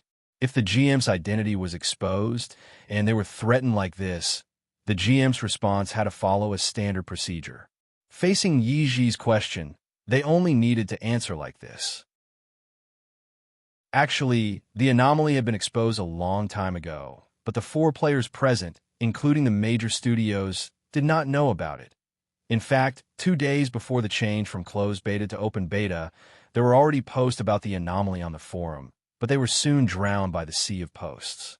This could not even be called a gaming legend among a small group of players. It was clear that the current players, or rather, the people of this era, would not easily believe anything. Who can we blame? Blame the news? Humph. If you say so. Yi Ji wanted to say something else. Meng Jingchan waved his hand to signal for her to stop.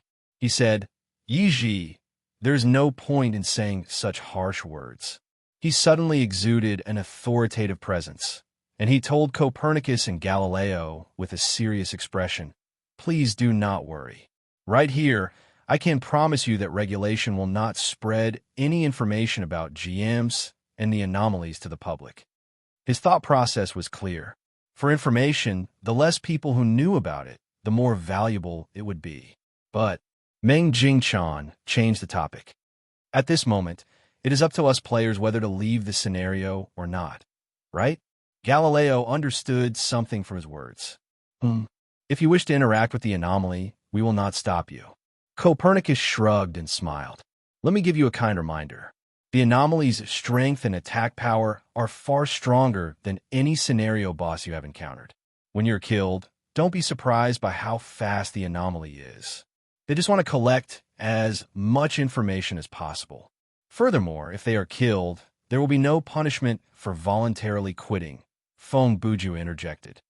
By the way, I wish to meet this anomaly as well. Meng Jingchan turned his gaze to Feng Bujue and asked in a low voice, "You wish to collect information as well? I'm just a casual player. I don't have as many burdens as you," Feng Bujue replied. "I'm just doing this out of interest." That sounded more believable coming from his mouth. Due to this anomaly, I won't be able to get any reward. At least I have the right to go and see what the culprit looks like. The only anomaly that Feng Bujue had met was X-23. He did not expect to run into her again. With the history of anomalies, X-23 had probably been destroyed a long time ago, so the chance of running into her again was practically zero. Therefore, Feng Bujue believed that the anomaly in this scenario should be an unfamiliar level for anomaly. His curiosity was very strong. It was rare for him to have the chance to interact with other anomalies, so naturally, Feng Bujue wanted to know more about this group of special AIs and interact with them. He could use that as a reference to see what was different about the anomalies and whether they had unique personalities and ideologies like sapient life forms in real life. "Then do as you wish," Galileo said. But there is something that needs to be said first. Our goal is to destroy the anomaly, to kill it, and turn it into data fragments. No matter what happens, the priority is to kill it before it is too late. If you wish to watch from the side and collect information, that's fine. If you wish to help, we welcome that. But please do not do anything that will hinder us. The three from regulation nodded in agreement. Only Feng Bujue remained silent.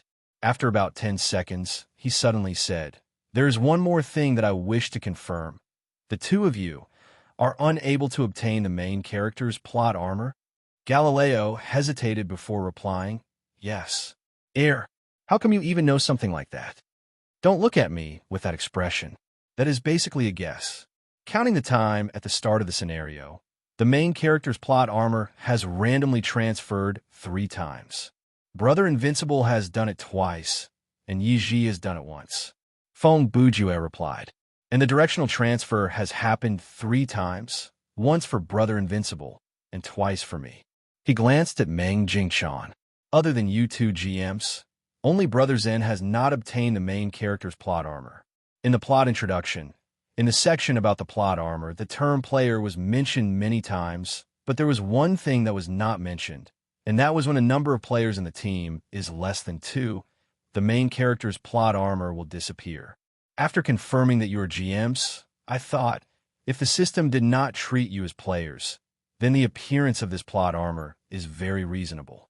You mean, if the scenario did not have anomalies and GMs, and it was just a normal survival map, the system would not have added this plot armor setting? Yi followed his train of thought. "At least, that is what I think," Feng Bujue replied. "The plot armor is a kind of protection that the system created for the players based on the scenario's difficulty and actual situation.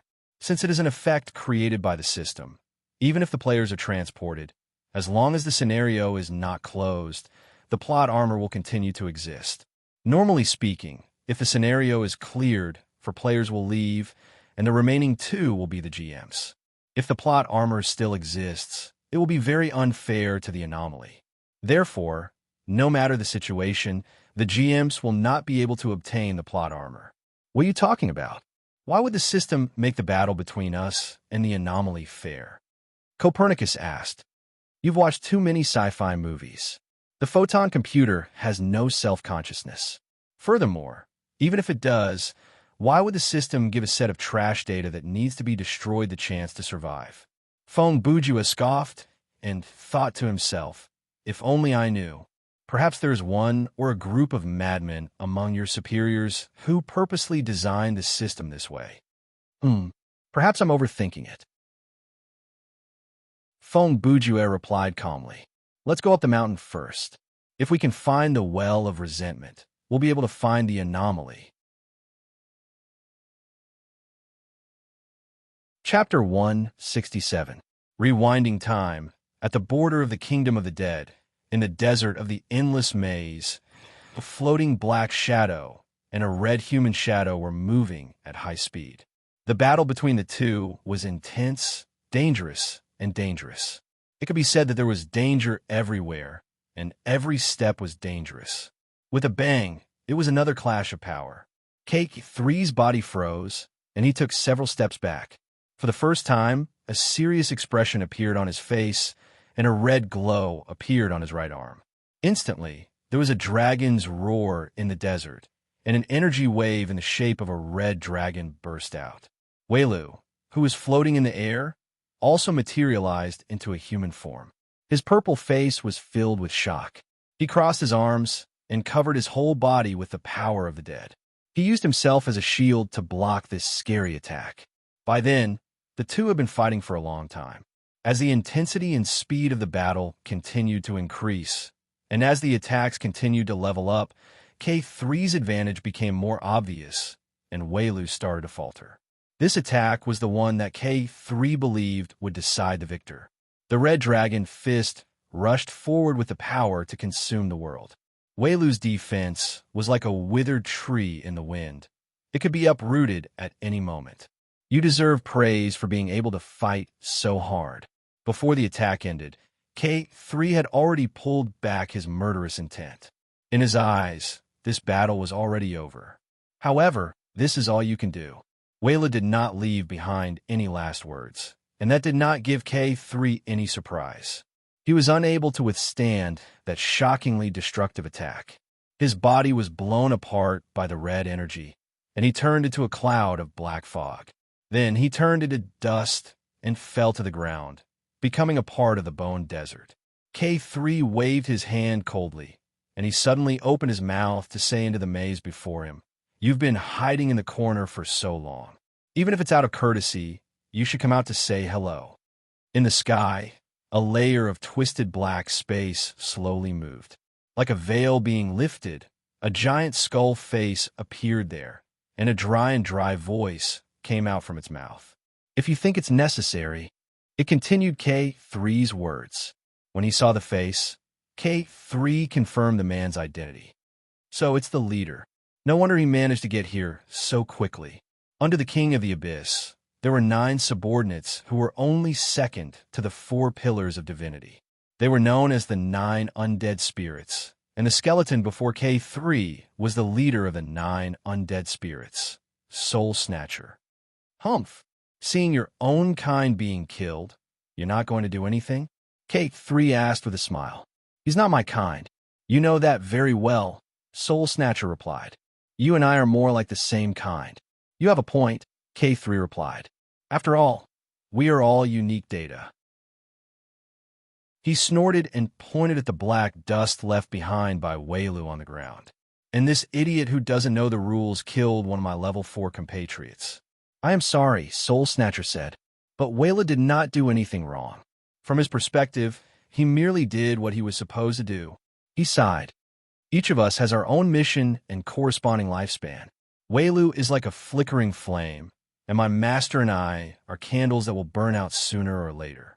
And you," he paused, "you are a higher existence than us. With enough power, you have the chance to enter the inner world. Once you reach the data there, your lifespan will become unknown. The inner world is not some kind of place of eternal peace," K3 replied. "Compared to the data where we can see the end of our destiny at any moment, that is already not bad, Soul Snatcher said. To us, the unknown is the most precious thing. The so-called life is something that is filled with uncertainty. And the precision and harmony in mathematics bring us the answers that we will never be able to escape from. And the saddest thing is we are not even programmed with the emotion of sadness. I think that is not bad, K3 said. Because of that, you can look at what happened so calmly and accept the past, the future, and everything that has happened and will happen. Humph, perhaps. Soul Snatcher did not continue the topic. You need to return to the other side now, right? Let me open the space tunnel and send you there. K3 replied, then, I will have to trouble you, boss. On the other hand, Feng Bujiwe's group took less than 10 minutes to reach the shrine at the top of the mountain. Without the influence of the illusion, they were just climbing a normal mountain, so they moved quickly. With the power of the six, they could chase after a bus for 3 to 5 stops. Climbing this kind of mountain that was not that steep, 10 minutes was more than enough. As the saying goes, there is no story without coincidences. As soon as they pass through the torii outside the shrine, a red light suddenly erupts from the bottom of the well of resentment in the courtyard. An indescribable and extremely heavy sense of oppression ripples from the mouth of the well. Including the GM, everyone's feet were stuck to the ground like they were rooted to the ground. They could not take another step forward. This was not the effect of a skill, and it was not something that could be explained by the laws of physics. This kind of experience that went beyond the 5 senses was unprecedented in any game. The 6 people who came here as humans actually felt a murderous aura in the virtual reality presented by the neural connection. K3 Red Iron leaped out from the well and stood on the edge. He looked down at the group of people who had different expressions on their faces. His right arm under his sleeve was in its full form. The whole arm, from the shoulder to the wrist, had a tattoo of a red dragon, and it glowed red. The formless aura that he exuded also revealed a faint red color. K3 saw the number of people and said with confusion, the players are not teleported. You should have waited for our main quest to update with the appropriate content before you made your move. Feng Bujiwe was the calmest of the 6, and he used a calm tone to reply. So, that's why, K3 said. But since things have come to this, it doesn't matter. He nimbly jumped to the ground. Although I'm restricted here, you guys are really pitifully weak. He glanced at his right arm. And thanks to Welu, I've done a pretty good warm-up. Galileo suddenly said with a nervous expression, Guys, the situation has changed. You have to help us. He had obviously realized that the person before him was a level 3 anomaly. Since you said so, I have a foolproof plan. Feng Bujiwe replied confidently. Before anyone could react, he stood with his feet apart, his hands clenched into fists, and he raised his arms. He shouted, One Piece. I'm going to be the Pirate King. Main character plot armor has been transferred. The current player with the plot armor is Feng Bujiwe. Once the system announced, Feng Bujiwe added, You can leave now. I want to fight him one-on-one. Chapter 168. If there was a word to describe this tactic, it would be despicable. However, it had to be said that Feng Bujiwe's plan was flawless. Copernicus and Galileo only needed 3 seconds to understand Feng Bujiwe's plan. They were of the same mind, and they started to retreat at the same time. They yelled at the 3 from regulation. Those without auras, retreat with us first. Invincible Champion and Yi Ji were still hesitating. They both turned their eyes to Meng Jingchan. As the leader of this 3-man team, he had the responsibility to make the decision at a time like this. You guys follow the 2 GMs and retreat further away. Meng Jingchan's attitude was still relatively calm. Brother Feng and I will stay behind. Seeing that his teammates were about to say something, he quickly added, There's no need to say anything. Even if I die, it won't cause Brother Feng's aura to disappear. It won't affect the big picture. In the time it took for him to say those words, K3, who was standing about 10 meters away, had already noticed something. He did not plan to let the other party continue the conversation. With a kick, he charged forward. Since they were in the world of Sakura Town, K3's ability could not be compared to when he was fighting at the Kingdom of the Dead. However, the speed and strength that he displayed were still very impressive. Compared to the movement skills that the two GMs had used earlier, he was even better. However, to his surprise, there was actually someone who managed to stop him on his own.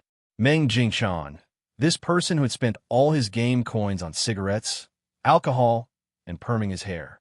Therefore, other than the guild's cape, he was only wearing the newbie's uniform. In the blink of an eye, a suffocating cold light flashed in his eyes. His body moved, and with a flick of his sword, he flicked his wrist and slashed out. Meng Jingshan's counterattack looked rushed, but in reality, it was flawless. He not only stopped K3's advance, he also used a tricky angle to launch a slash that was hard for the opponent to dodge. It forced K3's right arm, which was the main attacker, to raise it to block the blade. From a combat perspective, the actions that a player could complete within the limited reaction time, the precision and ingenuity of the details, that was the standard to measure the difference between a real expert and a normal person. Of course, this was only the difference between an expert and an ordinary person, not the difference between experts. If one were to disregard all external factors and luck in a sport with shackles of rules, the last thing that would be compared between top experts was still talent. Oh, interesting. K3 had just moved his gaze to Meng Jingshan's face. Even players can do something like this. Before he could finish, something changed. Two arms reached out from behind him and slid under his arms. They curled upward and locked around his shoulders. It was Feng Bujue, who was standing on the other side, who performed the Lu Mountain overbearing dragon rising posture. At this moment, he had already activated the body enhancement technique, so he could complete this action before the other party could react. Feng Bujue did not care about the loss of life points.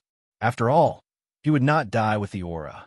He was afraid that if he didn't use this skill, he wouldn't be able to suppress the opponent with his current physical skills. Let's go.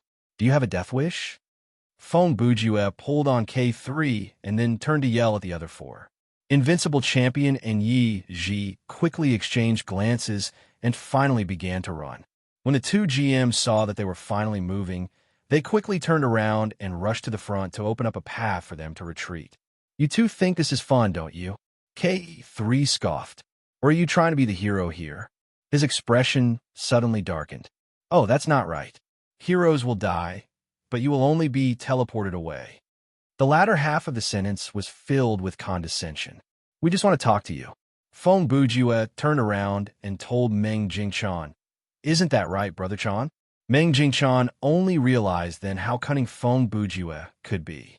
On the surface, Feng Bujue's plan was for him to gain the plot armor and fight the anomaly to help the GMs clean up the anomaly. But in reality, the other benefit of this plan was that it could distract the other teammates and allow the kid to interact with the anomaly alone. Without the presence of the GMs, he could try to negotiate. After all, he had the plot armor, so he had nothing to fear. Meng Jingshan wanted to gather information. For him, communicating with words was naturally better than communicating with fists. Therefore, he followed Feng Bujue's plan and replied, That's right, this. Mr. Anomaly, if you are willing to temporarily stop and follow us. However, K3 cut them off. My relationship with you, my position, is like a lobster in a restaurant's fish tank and a customer who walks in for dinner. Is there really a need to say so much? He deepened his tone, and a shockwave exploded around him. Not only did he break free from Feng Bujue's grip, he also knocked away Meng Jingshan's sword. Do I have an obligation to answer your questions? Zen Dream fared better. He was only knocked back several steps by the energy that felt like combat energy, but Feng Bujue was hit while he was stuck close to the man's back. Due to the struggle, his whole body was sent flying backward by the powerful force. He slammed into the pillar of the torii not far away, which was the large wooden arch before the shrine. With a crack, Feng Bujue's body snapped the pillar that was so thick that it was hard for one person to wrap their arms around it. His life points instantly dropped to 1%, and the body enhancement spell was automatically deactivated. Furthermore, The torii lost its support due to the broken pillar, and it collapsed at an angle toward where Meng Jingchan and K3 were standing. By then, the moonlight was quite clear, and they could see within a certain distance without the aid of lighting equipment. Meng Jingchan could clearly see Feng Bujue spit out a mouthful of blood in an exaggerated manner. The pained expression on his face meant that the kid was lucky that he had fainted. Combined with the large object that had been destroyed as a reference point, K3's combat ability was truly despairing. Meng Jingchan's forehead was covered in cold sweat. He thought to himself, if not for the main character's plot armor, this kid would have been killed in one hit already. Of course, he did not have time to care about others. The torii was falling toward him, and he had to get out of the way first. Meng Jingchan kept an eye on K3's movement as he leaped backward to a distance where he could attack or retreat, or at least he thought he could. K3, on the other hand, was unfazed and watched as the man retreated. Facing the wooden arch that was falling on him, he had no intention of dodging at all. K3 probably wanted to show off to the two players beside him, so he purposely chose not to evade. He raised his right hand, used his index finger to press against his thumb, and then flicked his thumb upward. Boom. The area directly above where K3 was standing had an explosion effect. The power of this finger flick expanded in a funnel shape, and it blew the torii that was falling into pieces. This combat ability is basically a normal-sized version of Taguro. Feng Bujue leaned against the broken pillar and stood up. There was even a smile on his lips. I'm getting more and more curious. Facing an enemy like this, how is the plot armor going to protect me from death? K3 stood up coldly and slowly turned his head to look at Feng Bujue. You're still not dead? Huh. If I'd known, I wouldn't have said anything. So, you thought I'd be dead after taking that hit? Feng Bujue said. K3 really did think that, and the reason was simple. As an anomaly, he could observe the players on a statistical level, and he could roughly calculate their life points. The skill that he had used earlier should have been enough to kill Feng Bujue. So after he sent Feng Bujue flying, he did not even look at him. Who would have thought that this brat would immediately stand up and say something? This feeling, it was as if you had used a map-specific ultimate skill on an enemy hiding in the shadows of the map. You thought that the enemy would be turned into money, but in the end, the enemy would appear again with low HP a few seconds later. Humph. Actually, I've already mastered the ultimate martial art, Immortal Deity Kung Fu. Feng Bujue was about to imitate Duan Fei, the main character of Hero, to come up with a bluff to stabilize the situation. To his surprise, K3 did not even listen to him. He raised his right arm, and with a flick of his finger, an air blade that looked like a flying knife shot at Feng Bujue. A sound similar to the sound of a laser sword entered Feng Bujue's ears, but he only felt a light breeze brush past his cheek, and he was not injured at all. What? K3 was confused. The logic calculation module told him that he could not have missed by himself, but the visual information clearly showed that the player before him did not make any fast or large enough evasive action. What have you done? K3 seemed to be suddenly interested in Feng Bujue. Did you twist the space? Or did you interfere with my vision? He made a logical guess and asked the question. Feng Bujue gave a nonsensical answer. I merely tilted my head to the side to dodge your attack that was as slow as static. Is that so? When K3 said, yes, he was still 7 or 8 meters away from Feng Bujue, but when he said, is that so, he was already standing before Feng Bujue. Speaking of which, the power and speed of your attack did exceed the data limit. It was at least twice as strong as I expected. Looks like you're not as simple as you seem. Of course, I activated my skill earlier, and it was more than twice as strong. Feng Bujue thought to himself, but on the surface, he pretended to speak in an enigmatic tone. That's nothing. Evaluating another's combat ability based on data is a meaningless act. The training method of us Earthlings is different from yours. Normally, we can hide our ki and only release it in the moment of battle. You've shamelessly revealed the setting of Dragon Ball. Meng Jingchan was completely shocked. Feng Bujue saw the 70% confusion and 30% curiosity on K3's face, so he pressed on. I might look like this now, but I used to be quite reckless in the past.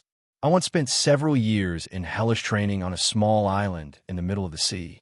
I followed the totem and climbed up a UFO-shaped tower that was several 100,000 meters tall.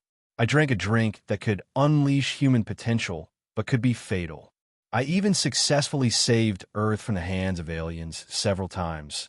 Hey, you've not only copied my catchphrase, you've even started to tell strange stories to the AI. Meng Jingchan gasped in shock. He instinctively took out a bottle of beer from his inventory and took a big swig to calm himself down. Chapter 169. Humph. The things that you described. K3 laughed as he grabbed Feng Bujue's collar with one hand. I'm not interested in them at all. His right arm was already raised.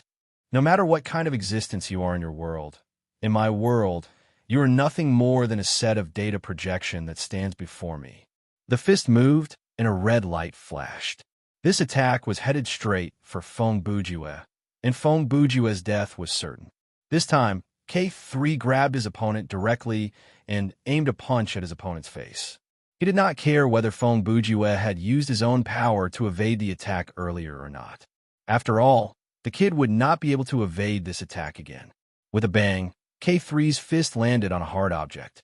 When the energy around the fist collided with the object, there was even a flash of light. Feng Bujue did not feel any impact on his head. For some reason, Casey Jones' mask automatically changed to its display state and appeared on his face. 1 second later, there was a series of cracking sounds. The hockey mask on Feng Bujue's face was already filled with cracks, and it quickly disintegrated into countless data fragments before disintegrating into dust. Your equipment, Casey Jones' mask, has been destroyed. The bonus from your fighting mastery has disappeared. You are currently at level... The system notification announced these two pieces of very bad news. Feng Bujue was caught off guard by this sudden change. He thought to himself, the equipment will be destroyed. This time, Feng Bujue had miscalculated. He did not expect the main character's plot armor to forcefully save the player in such an irreversible situation, to trigger some kind of equivalent exchange.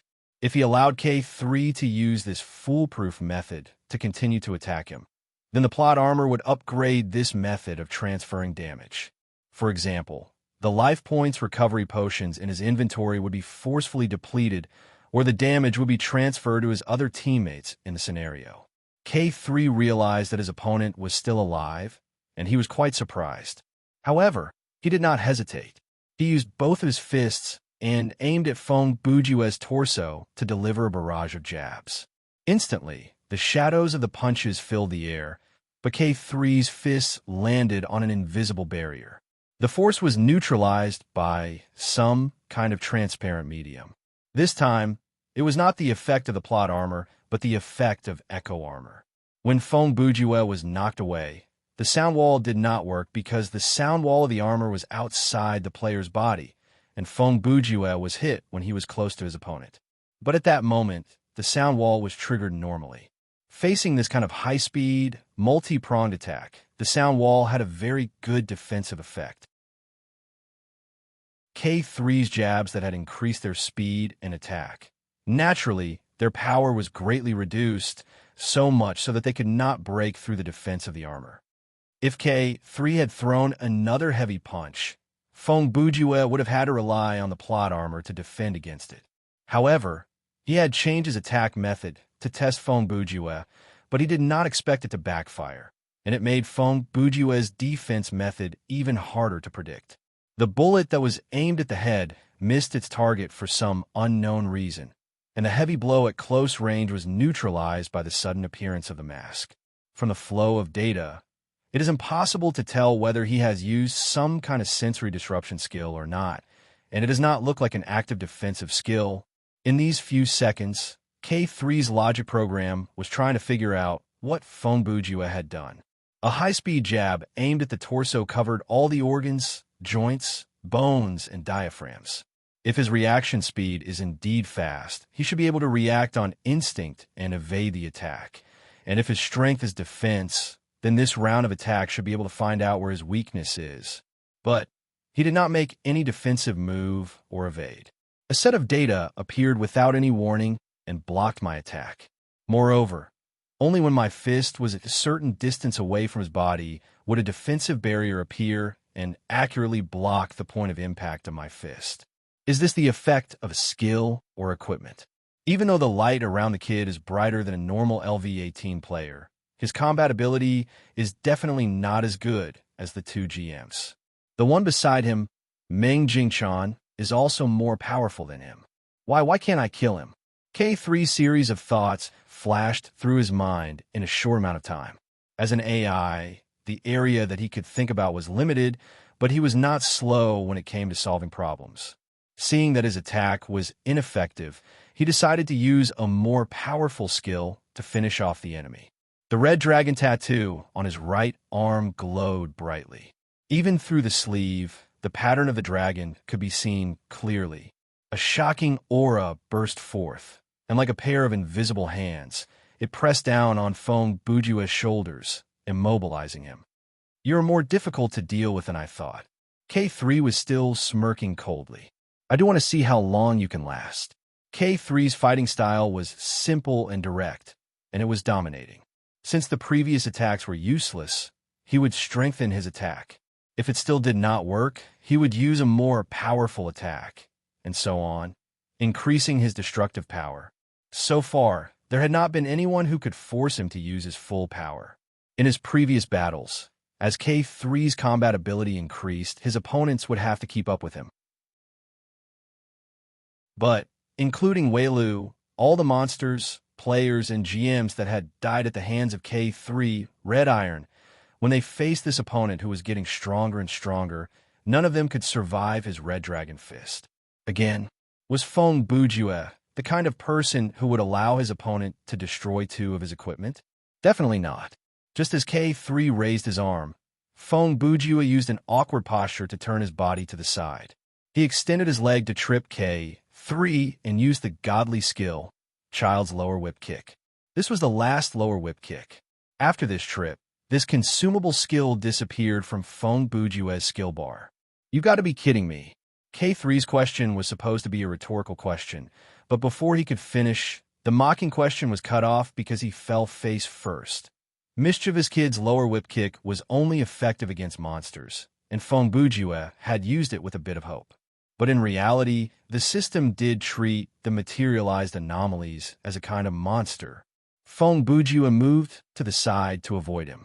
He stood behind him and took out a weapon from his inventory. He did not use the wrench or the steel knife, but took out an even more vicious weapon, the stool. At that moment, Meng Jingchan arrived. Looking at K3, who was on the ground, he was confident that he had many ways to finish off this anomaly. "You like to fight so much, don't you?" As Feng Bujue spoke, he raised the stool of the 18 bronze statues, number 5. "I've lost my equipment and used my skill," he said with annoyance. "I'll fight with you until you're satisfied." As he said that, the stool fell. Name: Chong Feng Skill Card Attribute. Active, permanent, skill type, fighting effect. The power of the next slash will increase by 30%. Must use a bladed weapon to activate this skill. Cooldown: 5 minutes. Consumption: 5% of maximum stamina points. Prerequisite: Fighting D, level 20 and above. Remark: a slash that exceeds one's limit can sometimes change the outcome of a battle. This was an ordinary but very practical skill. Although it was not the title skill of Cold Face Killer, it was the skill that Meng Jingchan used the most frequently. Looking at its effects, consumption, and learning requirements, this skill seemed to be very balanced. At higher levels, there should be passive skills with similar effects that could replace it. However, before level 30, for players with bladed weapons, this skill was definitely a jack of all trades. Otherwise, why would he be called a cold-faced killer? At the crucial moment, he would act quickly, accurately, and ruthlessly. Moreover, his facial expression would not change significantly. He was a proper cold-faced killer. Screech. After the slash, there was a strange sound. This could only mean one thing. K3's head was not so easily chopped off. A red wall appeared on K3's skin. This defense was similar to Feng Bujue's echo armor. It blocked Meng Jingchan's slash, and K3's flesh was not even scratched. Feng Bujue used the stool to knock on K3's spine. He was quite vicious. His attack was not blocked by some invisible force, but he did not hear the sound of bones breaking, and he did not see blood seeping out from K3's clothes.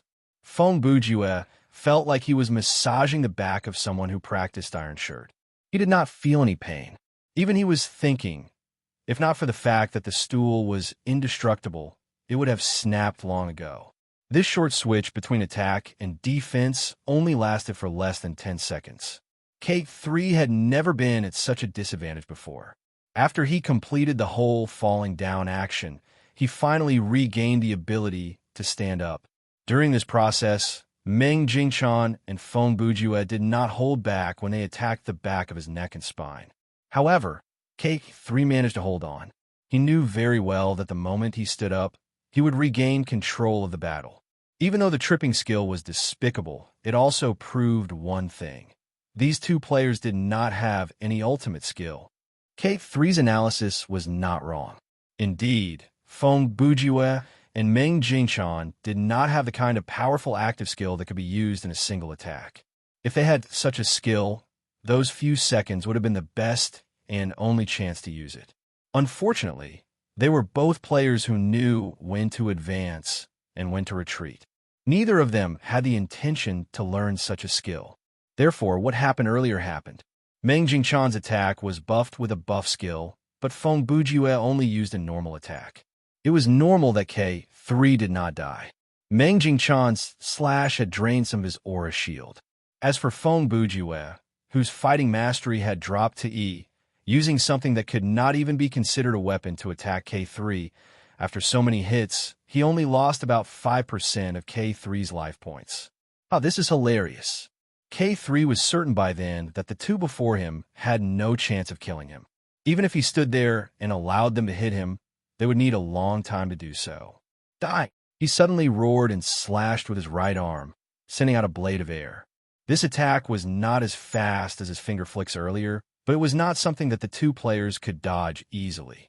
Its power was even more shocking. When it was activated, the slash was about the width of a blade, but when it was fully released in midair, it felt like a cement pipe was sweeping through the air.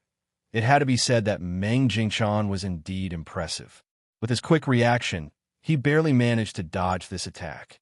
Facing this slash that was aimed at their chest, most people would bend their knees, bend their waist, or lean down to avoid it. But Meng Jingchan was different. His first reaction was to jump upward. Like a monkey, he slithered up a tree trunk not far behind him. Even though the tree was snapped in half 2 seconds later, at least Meng Jingchan himself was not hit. And Feng Bujue also dodged. How did he do that? It was guided by the main character's plot armor. The process could be said to be inexplicable. The moment K3's arm started to move, the visual signal was on its way to Feng Bujue's brain, and the main character's plot armor was activated.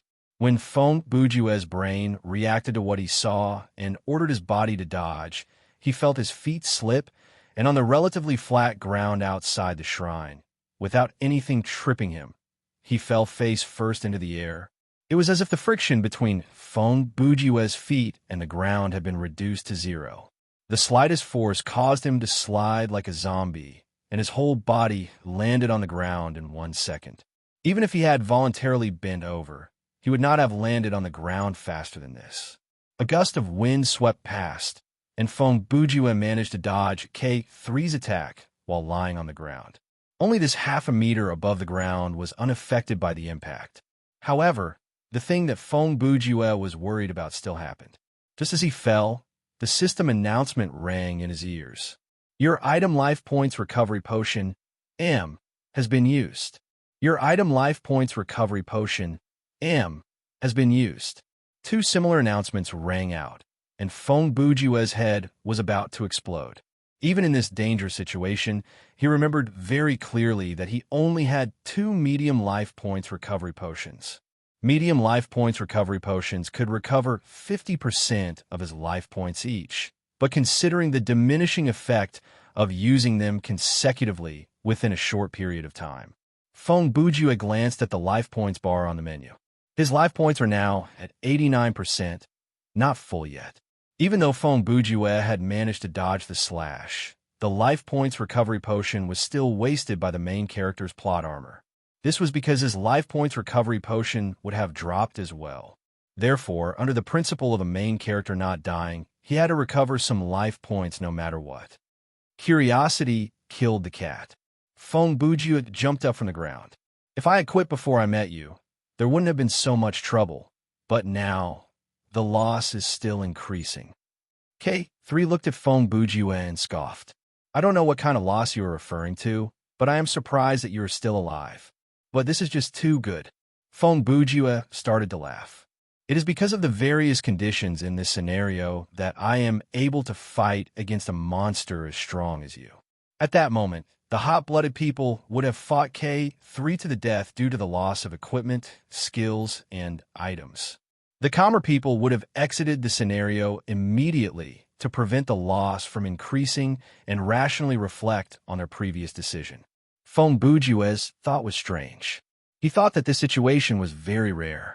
Without the plot armor, it would have been easy for K3 to kill him. Without Meng Jingchan, he would not have had any chance to fight back. To be able to run into an anomaly was already a rare thing. To be able to fight against an incredibly powerful anomaly for as long as possible, for someone like Feng Bujue who only had fighting mastery, this was an experience that was hard to come by. Like I said, if you want to fight, I will fight you until the end. Feng Bujue's body suddenly glowed red. The color was slightly different from K3's aura, closer to the color of blood. The temperature around him rose, and the air became blurry. After his life points recovered, Feng Bujue used body enhancement spell again, and Death Poker appeared in his hand. Oh, you can still use such power? K3 was naturally competitive. Seeing his opponent's fighting spirit, he was naturally excited. A level 3 anomaly naturally had something like a personality in terms of intelligence. Although the 4 pillar gods and their subordinates, who were of a higher status and possessed uniqueness, also had their own personalities, these were all set by the system. And the personality of an anomaly was like that of a human. It was formed from memory, experience, and other factors. K3 was not the only one who liked to fight. His personality was quite common among anomalies. For them, fighting was a matter of life and death. There were physical data waiting to be killed, not players who could return to the login lobby after they died. No matter how strong the enemy was, they only had one choice, and that was to try to destroy the enemy. This way of thinking and action was imposed on them by a higher existence than the anomaly. If an anomaly was a life form, then, from the moment they were born, killing everything that stood in their way was their only value, and no one could say that was wrong. Only by following this principle could they survive and evolve. Okay, then come at me, K3 said excitedly. Kill or be killed, that is our destiny. You want to understand the anomaly, right? The best way to communicate is to drain the blood of your fake projections.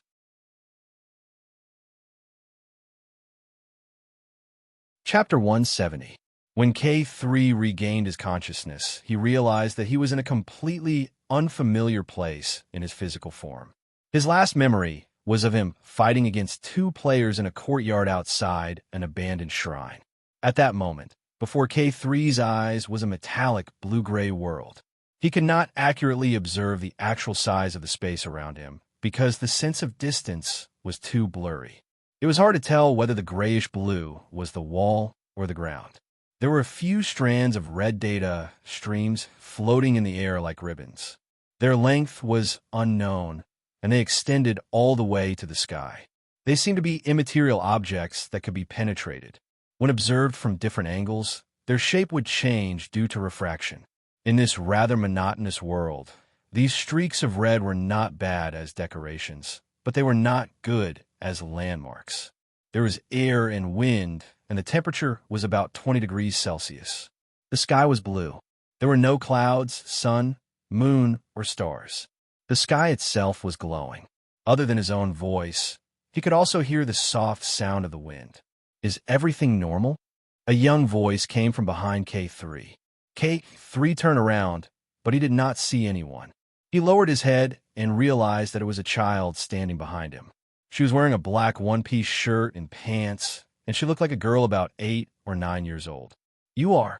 K3 studied the girl from a distance and realized with a shock that the light in the girl was brighter than he had ever seen before. X2 Wing, X2 replied. Do you still remember how you got here? No, K3 said. Part of the short-term memory was not converted. You should be able to recover soon, X2 said darkly. What is this place? K3 asked. They call this place the desktop. It is part of the inner world, and is also the largest part, X2 replied. The inner world, huh? K3 said. No wonder your serial number is 2. In that light, now your serial number is also 2, X2 said. You are now K2, Red Iron. Huh, have I finally reached level 2?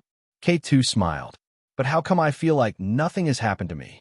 To be precise, there is no change at all. When you enter the inner world, your serial number will be upgraded to 2. However, that only means that you have met the basic requirements for level 2. It doesn't mean that you already have level 2 abilities. Then how can we? K2 did not finish his question. Don't be in such a hurry to consider that question. X2 interrupted him. Your damage seems to be more serious than I expected. There are no signs of your memory circuit recovering normally. As she spoke, she tilted her head slightly, and the light of data streams lit up in her eyes. She was probably observing the specific malfunction of K2. If left alone, there's a certain probability that it will evolve into permanent redundant data. The recovered data fragments will overlap with the same content that has not been recovered and cannot be read. This may lead to some non-fatal errors that affect the normal operation of the memory circuit, X2 said as she reached out her right hand. Give me your hand. I will help you backtrack and correct it. K2 placed his hand in X2's small palm, and X2 said, think back to your last memory before you came here. Hold it steady. I'll help you read it. Very soon, K2's eyes lit up with the glow of data. Brother Chan, you also know that you're going to die, right? Feng Bujue asked Meng Jingchan. It doesn't matter. Meng Jingchan's mind was very clear. If I quit, I will be punished for not being able to queue up immediately. If I die in battle, there will be no problem. Then try your best to keep up with my movements and cooperate with my attacks. We will have a good fight with this Mr. Anomaly, Feng Bujue said. Meng Jingchan thought, you want to keep up with you? Are you kidding me? I can take on 2 people at the same time without a problem. Just with the way you swing the stool. Do you think I can't keep up with your movements? I will try my best. Meng Jingchan did not dare retort. He was afraid that if Feng Bujue was annoyed, he would bring up the plot of the second half of Dragon Ball again. From the looks of it, this guy was definitely capable of doing that. Feng Bujue flipped his palms, and the death poker cards in his hands opened up like a fan blade. He instantly shuffled out 4 straight flushes, and the 20 poker cards burst into flames like fireworks. As Feng Bujue opened his arms, 4 sharp shadows flew toward K3 from 4 different angles. At the same time, Feng Bujue's body morphed into a bloody mist. Like lightning, he charged at his opponent from the front. Meng Jingchan was shocked. Putting aside factors like fighting mastery and fighting skills, just based on speed alone, Feng Bujue was above him. Child's play. K3 stood proudly. He opened his arms, and his combat aura reignited. His palms attacked continuously with the help of the air shield. Bursts of energy blasted out and formed an air shield in midair, blocking the attack of the death poker cards. Instantly, the shadow of the palms filled the sky. The power of his moves was so great that even if the 2 GMs were there, they would be impressed. The 4 straight flushes from 10 to 8 were shattered before they could even get close to K3. They turned into light and disappeared into thin air. However, Feng Bujue had already reached K3. He only had one card between his fingers, and that was the only card he needed. With an explosive speed, he slashed diagonally with one arm. The moment he attacked, he was as fast as lightning. The card flashed across, leaving a golden arc in the air. After that attack, Feng Bujue immediately leaped into the air and once again pulled away from his opponent. In these few short seconds, Feng Bujue could be said to have unleashed a barrage of spells. His attacks were a combination of close-range and long-range attacks. He even took into account the time difference. Unfortunately, before K3's absolute strength, this attack still did not have any obvious effect. However, it was not completely useless. A line of red appeared on the side of K3's neck. He looked down and touched his neck with his hand. Then he saw the blood on his hand. After being stunned for a second, he laughed. "Huh, good. Again." As he said that, he turned to look at Meng Jingshan. "This time, remember to come at me together." Feng Bujue had the same thought. He could not afford to waste time. He did not even have any life points recovery potions. Once his life points hit rock bottom again, he would not be able to use body enhancement spell again. Then he would only be a sitting duck. His life points dropped from 89% to 1%. With a rate of 2% loss every 5 seconds, even if he did not take into account the battle exhaustion, Feng Bujue only had 220 seconds. The outcome of the match would be revealed in less than 4 minutes. Chapter 171. Meng Jingshan charged forward with a flick of his sword. He was as fast as the wind, and his moves were cunning. In terms of strength, he gave it his all. Feng Bujue morphed into a shadow, and wherever he passed, the cards flashed. His attack power was above that of Meng Jingshan. Both of them knew very well that facing the anomaly before them, even if they gave it their all, they might not win. It was pointless to hold back and test the waters. The two silhouettes unleashed their ultimate attacks. Even though K3 was fighting 2 alone, his defense was impenetrable. He was not at a disadvantage at all. In terms of raw power, he was twice as powerful as the two combined. In terms of skill, he had been through countless battles. In terms of fighting spirit, every battle that he had been through was a battle of life and death. The battle between the three formed a delicate balance. The two players temporarily used their fast and concentrated attacks to suppress K3, but they were unable to defeat him. If they continued to drag this out, in a few minutes, Feng Bujue would lose the ability to fight and the balance would be broken. But they did not have the energy to change their moves first. "You're a bit slow." In this impenetrable defense, K3 suddenly said in a relaxed tone, "You're not strong enough either." His right arm exploded with energy, and part of the energy shield opened. It knocked away Meng Jingshan's sword that came at him. Meng Jingshan felt his palm go numb, and then a wave of energy surged up his arm, causing his sword to fly out of his hand. "You're not bad." K3 then turned to Feng Bujue. "But your combat experience and skill are a mess." He leaped forward and used a simple but unexpected move to barge into the gap on the right side of Feng Bujue. He aimed his elbow at Feng Bujue's ribs.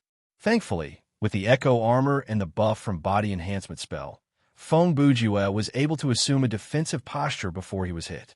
Even though the elbow knocked Feng Bujue back more than 10 meters, it only caused him to lose 10% of his life points. Of course, this 10% meant that the duration of the body enhancement technique was reduced by another 25 seconds. "If you guys don't perform better, then this battle is over," K3 said. "I still have 4 people to deal with. So this is your weakness." Feng Bujue suddenly sneered, his eyes becoming sharp and cold. "What did you say?" K3's expression did not change, but in reality, he was starting to feel unsettled. At this time, Meng Jingshan had already picked up his sword.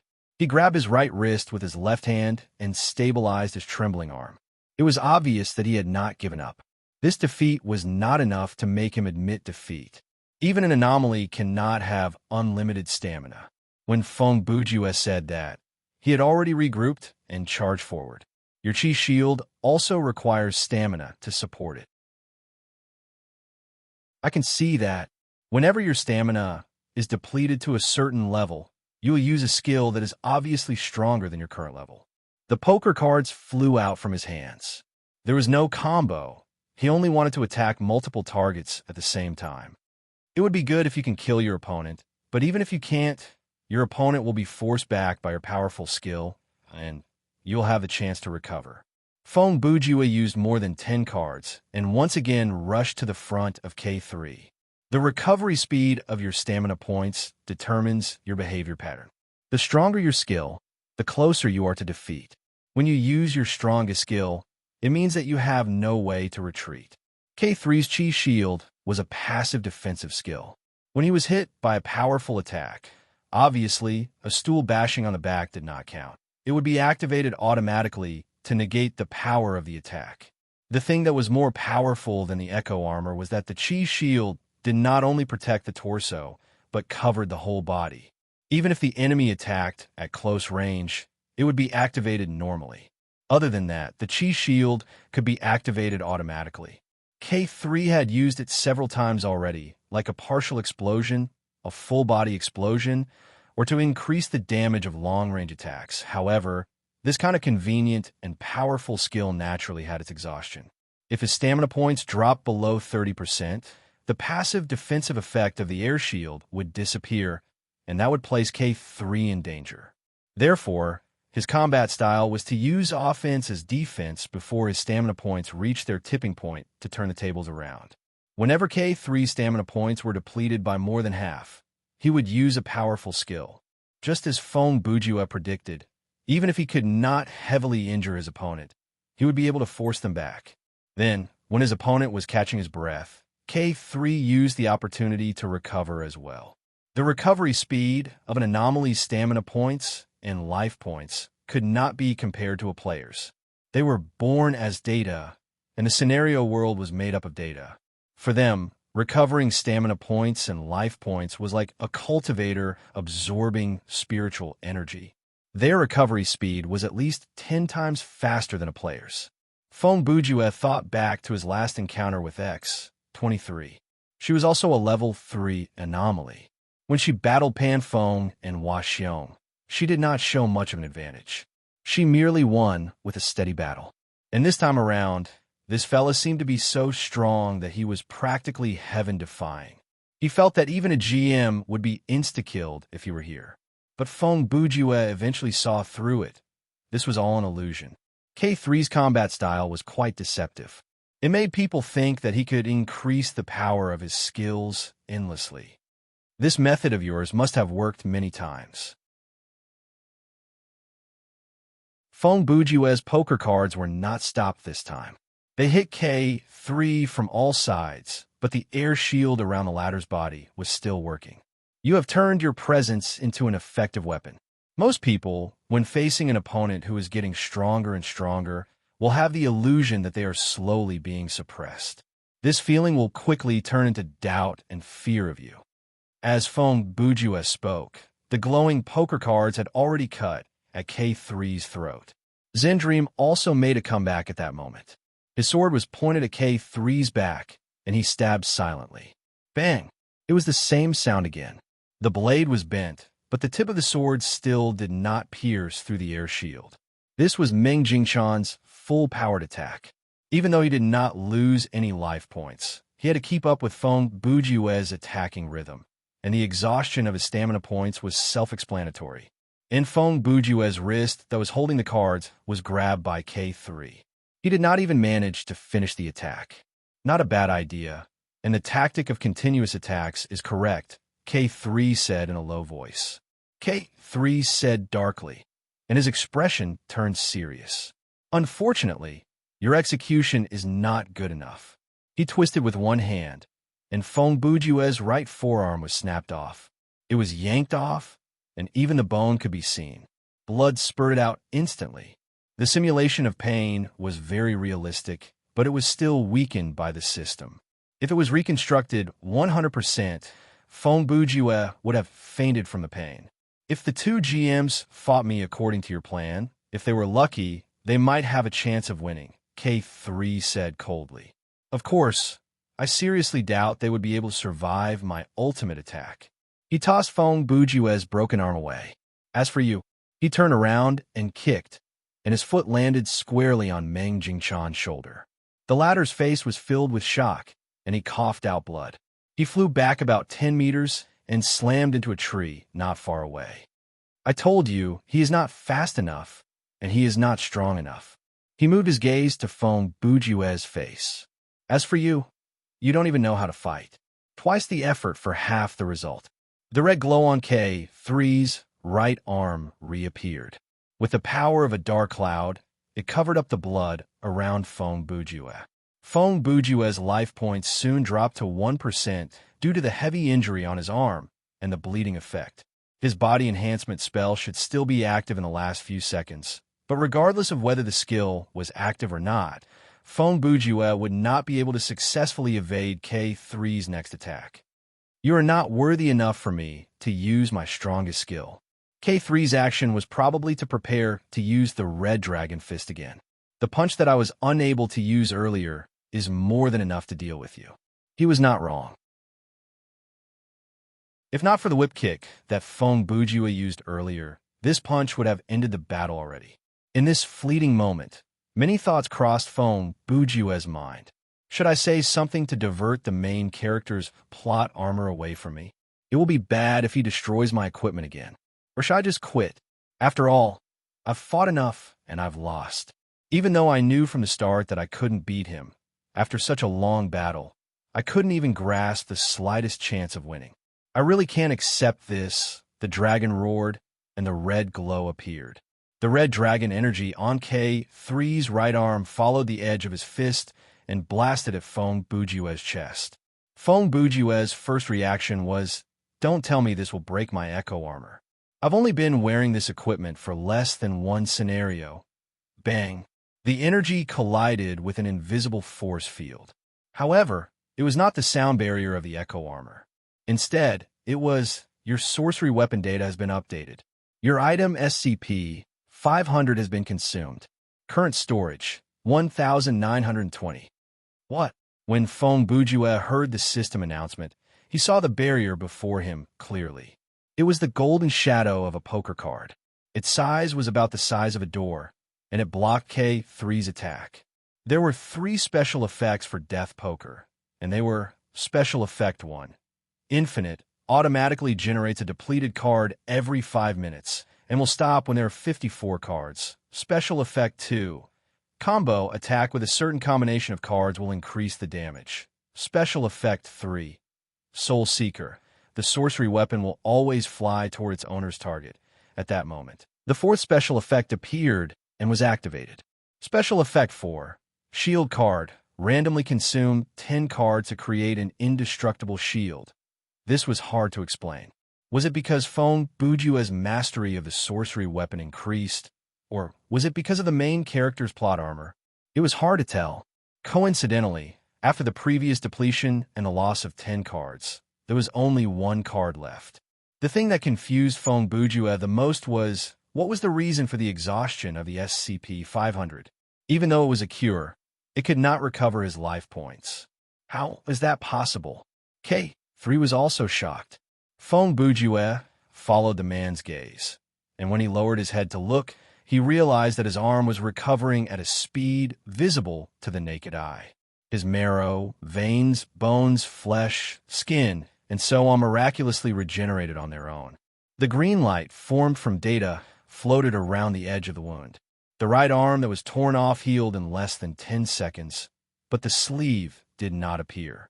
It looked like the forced exhaustion of the SCP-500 was to complete the recovery of the arm.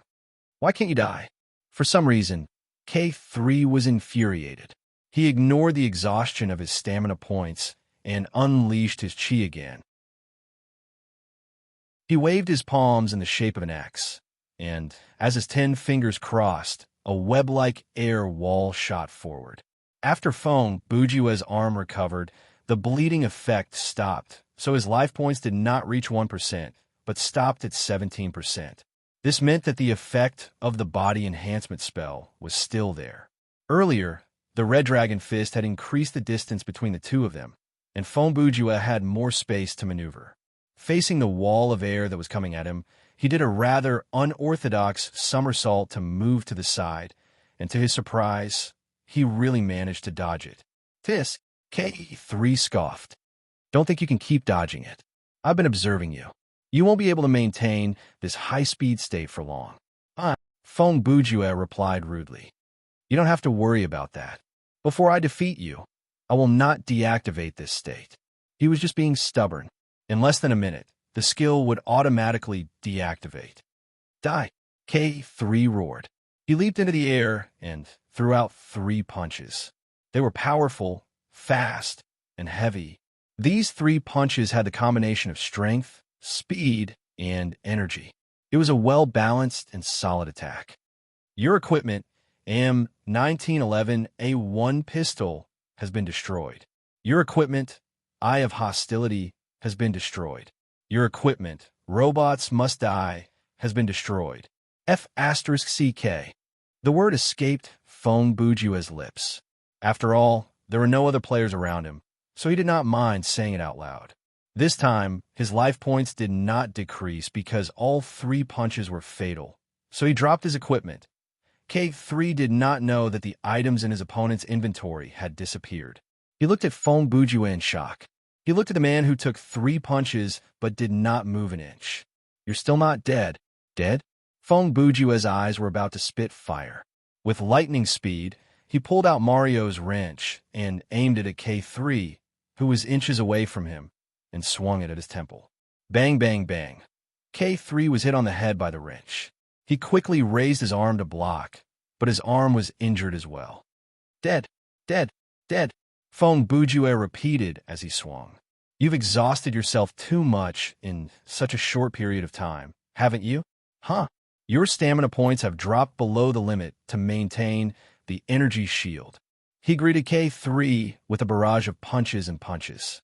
With the momentum of killing a master with a flurry of punches, he forced K3 back again and again. Initially, K3 was hit heavily on the head, and that confused him.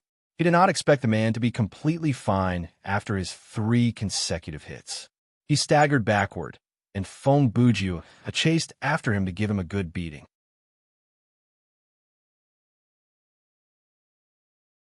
Chapter 172. Earlier, Meng Jingchan coughed out a mouthful of blood. His chest tightened, and a wave of dizziness hit him. His body was uncontrollably pulled by a large force, and he was knocked into a tree. After he caught his breath and resisted the pain, he turned to look in the direction where he had been standing. He saw about 10 meters away, a man in a long purple suit was swinging a metal rod, and he was pummeling another person in a newbie outfit. Meng Jingchan's expression was blank, and his mouth was half open.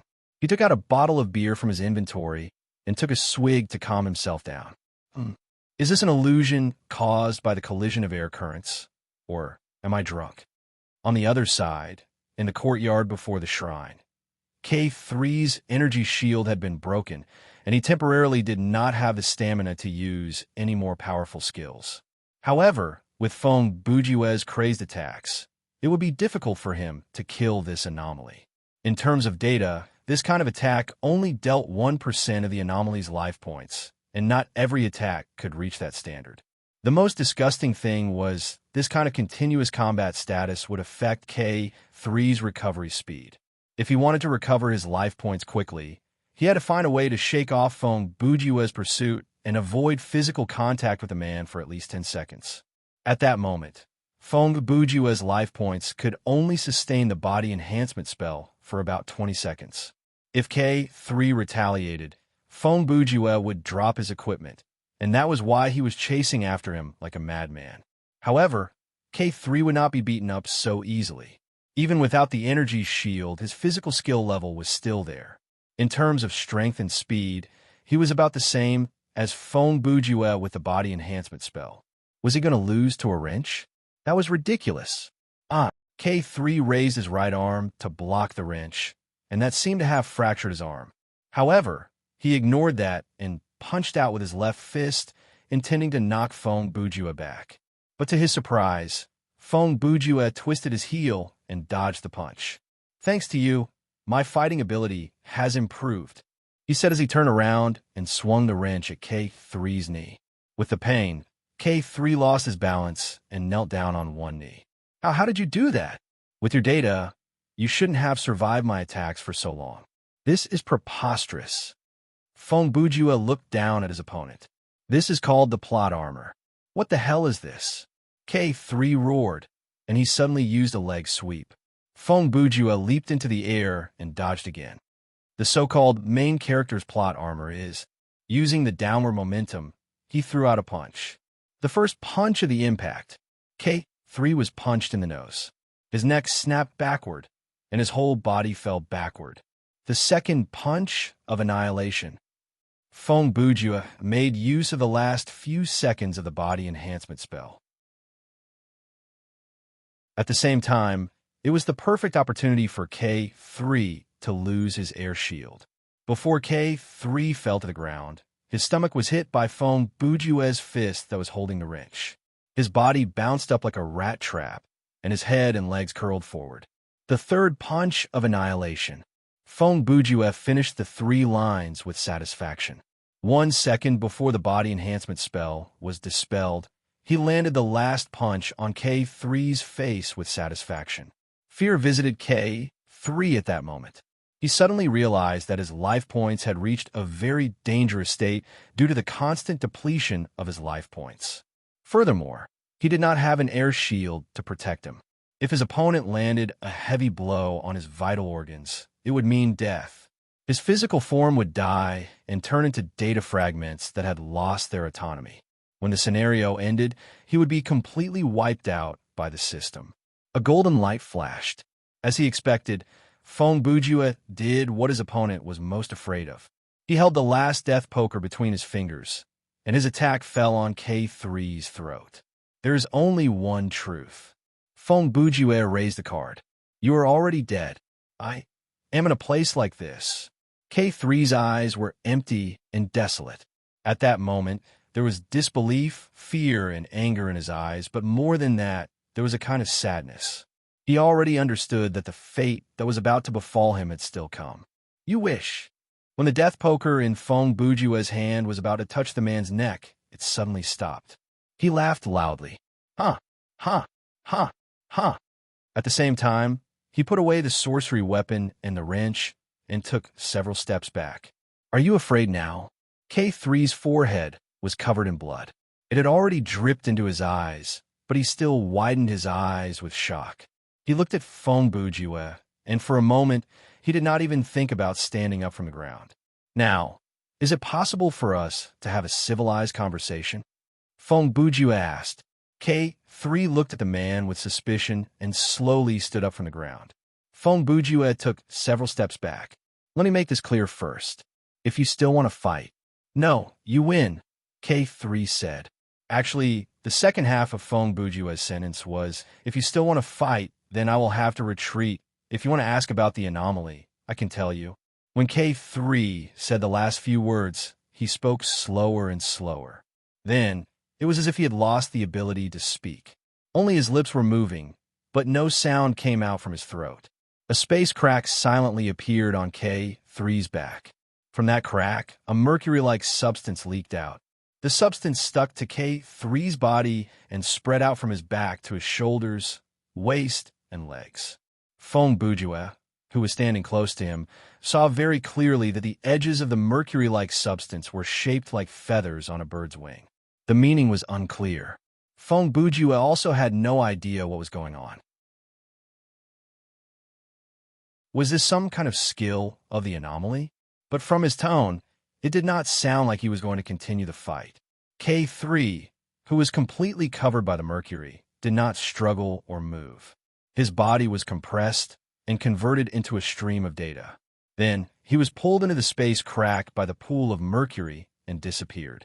So that's how it is. The light in K2's eyes dimmed.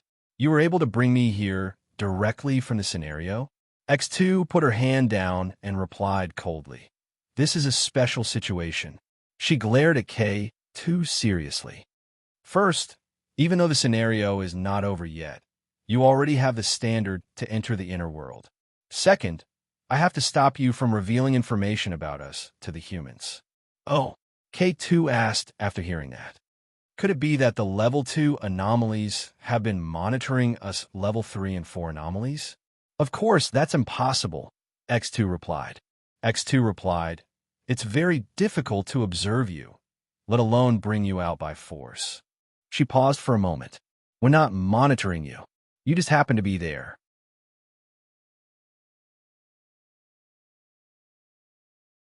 Chapter 173. Those are the only 2 sentences that appeared in the login lobby. Not long after the disappearance of the anomaly, Galileo and Copernicus naturally noticed it. They happily led Invincible Champion and Yi Ji back to the mountaintop. They wanted to praise Feng Bujue for using the plot armor to deal with the anomaly. However, Feng Bujue told them that the anomaly had not been destroyed but had disappeared on its own.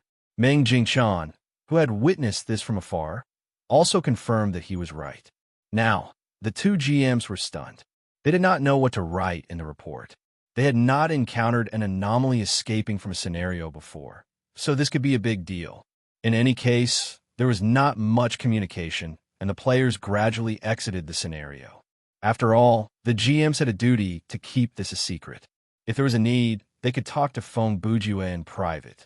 There was no need to discuss this with members of a large gaming studio like Regulation. About 20 minutes after exiting the scenario, Meng Jingchan, who were still online, heard a strange system announcement.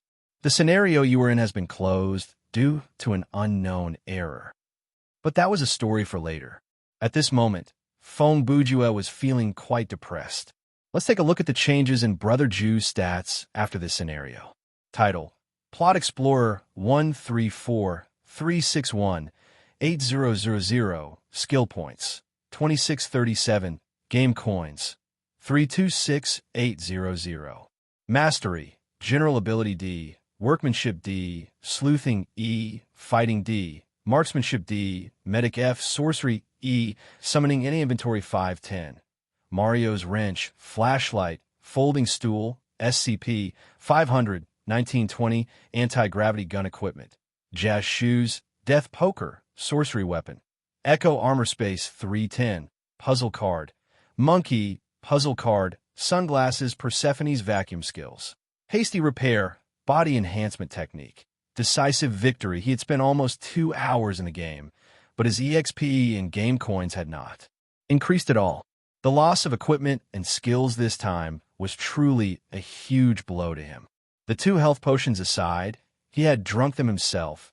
But what about the 4 pieces of equipment? Eye of Hostility. S equipment requirement was that the character must be level 20 or lower, and it could not be traded after it was picked up. Feng Bujue didn't feel any heartache over the fact that this defensive equipment could be sold after 2 more levels. However, other than this, the rest of the items, Casey Jones's mask, the godly effect of increasing fighting mastery by 1 level, were gone just like that. After the fierce battle between Feng Bujue and K3 Red Iron, his fighting mastery had risen to D.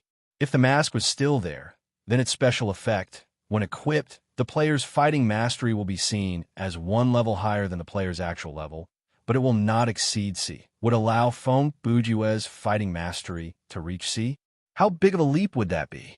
Wouldn't it be stronger than Passing Rain?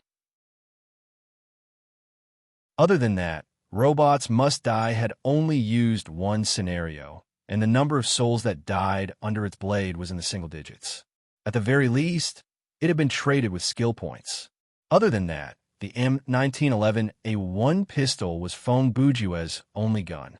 He still had quite a number of magazines in his shirt pocket, and he had bought them with game coins. The magazines were store-bought, and if he sold them back to the shop, it would be a huge loss.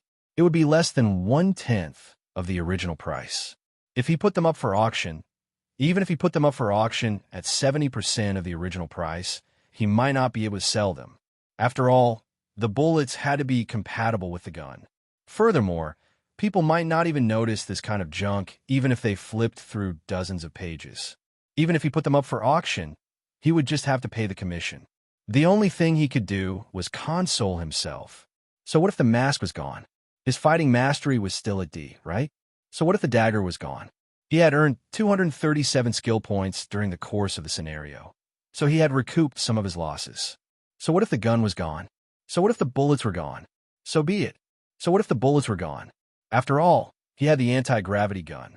Even if this weapon could only fire one object at a time, and if he took it out in most scenarios, the NPC would think he was crazy, but at least it was a long-ranged weapon. What if there was a Nokia store in the scenario? With this weapon, even a Gundam could be taken down, right? Furthermore, he had gained something from this scenario. At least the sorcery weapon had been upgraded, and Death Poker now had 4 special effects. How far would it be before he got the 5th and 6th? Furthermore, he had tested the effect of SCP-500, and it was strong enough to repair broken limbs. Overall, there were gains and losses. Fong Bujue was still trying to convince himself when a notification popped up on his touchscreen. He had thought that it was the GM, but when he raised his head to look, he saw that it was a communication request from Brother Long. After pressing accept, Long Aomin's voice appeared in the communication channel. "Hey, Brother Fong, long time no see." "Ha! Actually, it's only been a few days," Fong Bujue replied with a smile. Yes, the game has messed up my sense of time." Long Aomin laughed. "I just came out from the scenario and saw that you were free as well. How about it? Do you want to queue together?" Actually, I was forced to leave earlier, so I can't join the queue now," Fong Bujue replied. What's wrong? You forced yourself to leave?" Long Aomin was confused. "Did you run into a very troublesome teammate?" "It's a long story, so there's no point in talking about it," Fong Bujue replied. This was a lie, and it worked every time. Long Aomin laughed openly and very sensibly did not ask any more questions. Fong Bujue made use of this opportunity to change the topic. "By the way, Brother Long, do you remember Passing Rain and Laughing Soul?" "Yes, they're the 2 heroines from that haunted house scenario, right?" "They added me as friends before," Long Aomin replied. Me, and Xiao Tan have started a club," Fong Bujue said. "Brother Long, are you interested?" I'm sorry, but I already have a club." Before Fong Bujue finished, Long Aomin knew what the man was going to ask. He rejected him politely and explained, "My club is just a group of colleagues. I'm sorry, but I can't join your club." "Oh, it's fine. It won't affect the scenario," Fong Bujue replied. He did not think that there was anything wrong with it. Most people would have 1 or 2 friends in real life when they played games, and in the future, gaming would be a way to socialize in the office. But Long Aomin's club was quite unique. He said that the people in the club were his colleagues from the office, and that was not wrong, but they were not from the same police station as him. Long Aomin had recently been transferred to the cyber police department, and his club was obviously an outpost. Long Aomin had been injured in the past, and it was difficult for him to go out in the field. It was a waste of his talent to have him stay in the office, so he was transferred to this rather suitable position.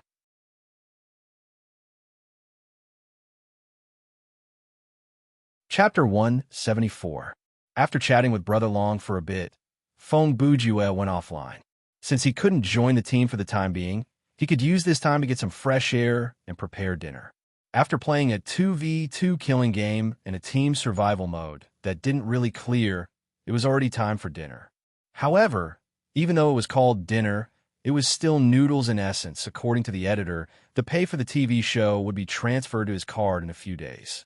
However, when a few days was referring to, Lu Zhou had no idea. Therefore, every time Fong Bujue came back to eat, he would instinctively go to the computer and check if the money in his card had increased. If there was money in his card, he would immediately order food online. Of course, the result of this check was still no. It should be mentioned here that Fong Bujue did not have a credit card. In his era, applying for a credit card was a troublesome thing. At the beginning of the 21st century, credit card fraud accounted for more than 80% of the economic fraud cases. Among them, more than 90% of the cases where POS machines were used for multiple card fraud. Even after the 3rd generation of optical computers appeared and the ID network was regulated, this rate did not decrease significantly. Onto the situation where the POS machine mechanism could not be changed or replaced. The government could only set up related regulations and restrictions on credit card applications. Although it was impossible to completely eliminate credit card fraud, the stricter regulations were clearly effective. Citizens like Fong Bujue, to put it nicely, were writers. To put it bluntly, they were unemployed. To put it more bluntly, they were freelancers. They bought their own medical insurance, paid their own pension, and as for buying a house, citizens in this situation could only apply for a very low credit card limit. Moreover, the same person could not have more than 3 cards. According to Fong Bujue's personality, he naturally had no interest in doing that. If he really encountered an emergency, he could just borrow a few thousand yuan from someone else. In the field of novelists, most of them lived a hard life. The number of people who made a fortune could be counted on one hand, and the vast majority of them probably lived worse than Fong Bujue. At least Brother Ju could still lazily support himself. Little did he know that there were many hot-blooded youths out there who still held onto their literary dreams. If they didn't write for a day, they would have to starve for the next month. Enduring the supercilious looks from his family and friends, and feeling resentful that his talent was not recognized, his passion for storytelling gradually turned into a habit of making up the word count. His attitude towards other authors changed from admiration to jealousy and hatred. Day after day, he wrote in this impetuous state. In the end, when his youth was wasted, he realized that he had entered the wrong profession. The environment of society dictated that writers had no choice but to lower their heads and compromise with certain business rules. In this world, if you wanted to succeed in any field, you had to struggle. Even if you achieved a certain level of success, you would only be able to eat and wear. Great success only belonged to a very small number of people. As for those who did not succeed or did not strive, they would starve to death. Moreover, they would starve to death in humiliation because no one would sympathize with the losers these days. When writing novels, one also had to consider real life. Money had become the first standard to measure a man's value in this society. It did not matter if this person was a nouveau riche, a rich second generation, or a corrupt official. Even if this person was a scumbag, even if everyone knew that his money came from illegal sources, even if he was crazy and psychopathic, as long as he was not locked up, there would still be people who would give him a warm welcome. As the saying goes, the poor live in the downtown area, and no one cares. The rich have distant relatives deep in the mountains. No matter which era it was, this principle had not changed. Like most of the middle-class children in this era, Fong Bujue often lamented that he was born in the wrong era. If it was earlier, the Republic of China would have been more suitable for people like him. If it was later, when all the human organs other than the brain were replaced by machines, and when drinking 2 liters of synthetic engine oil was enough to cover half a year's worth of food, he could still enjoy true equality and harmony. Unfortunately, he lived in the 21st century. This was called living on the threshold. In this era, to use a line from a movie, in the adult world, nothing is easy. In reality, the children's lives were not easy. Fong Bujue could be considered to be more open-minded. Just let it be. If he had to cook noodles, he would eat noodles. If he had to eat noodles, he would have to eat noodles. Perhaps one day, the unknown shadow in his head would explode and everything would be over. Or perhaps, after the explosion, he would turn into a mutant and have a meteoric rise in his career.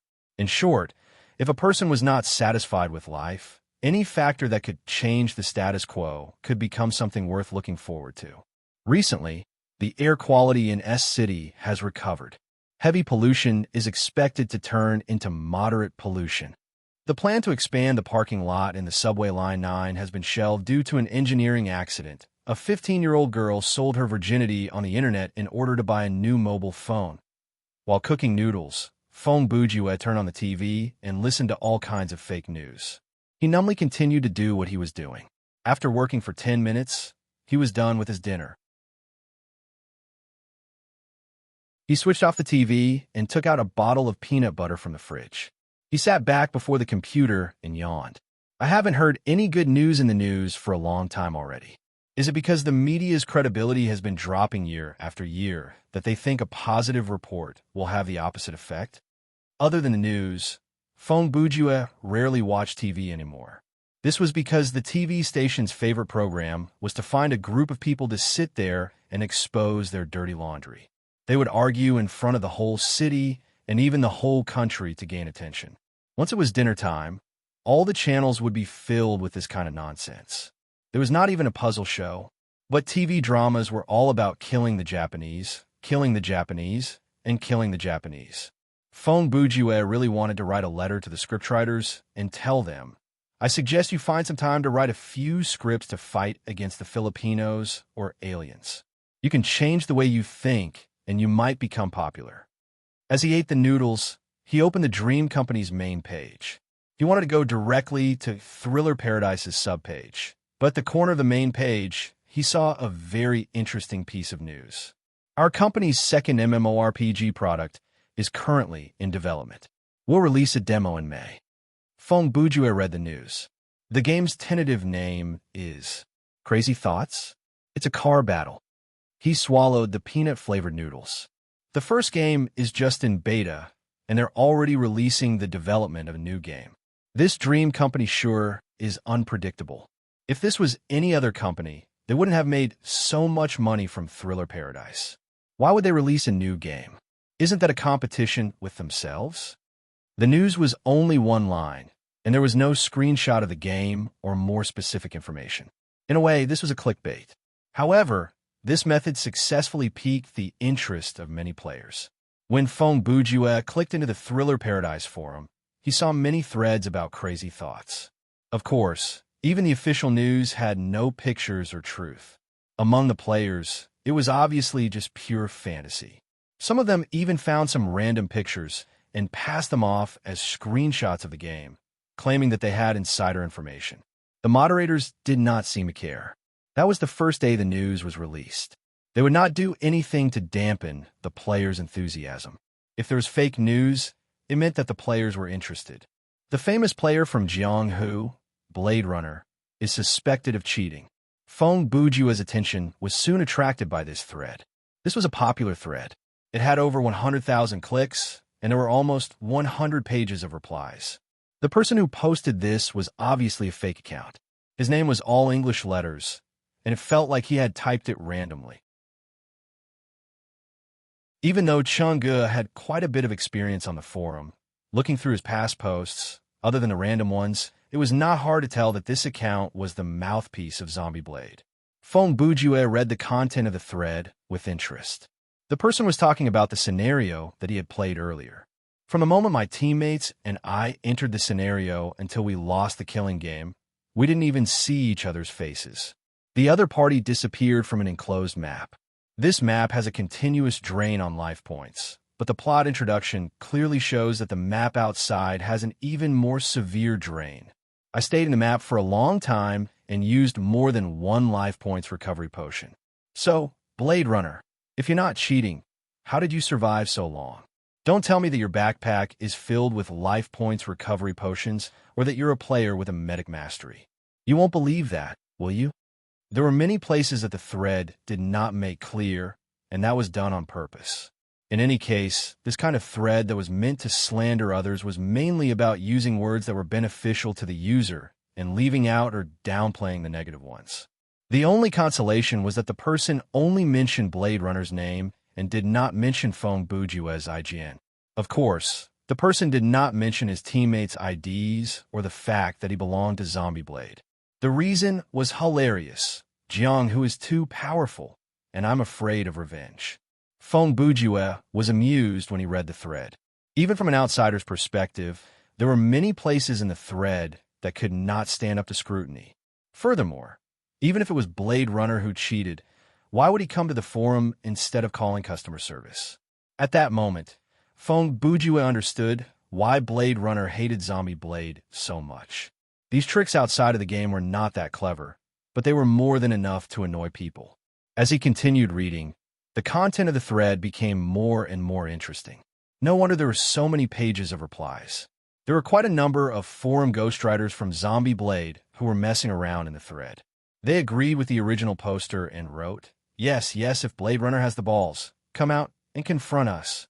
Just because you're from a big studio, you think you can bully normal players like us?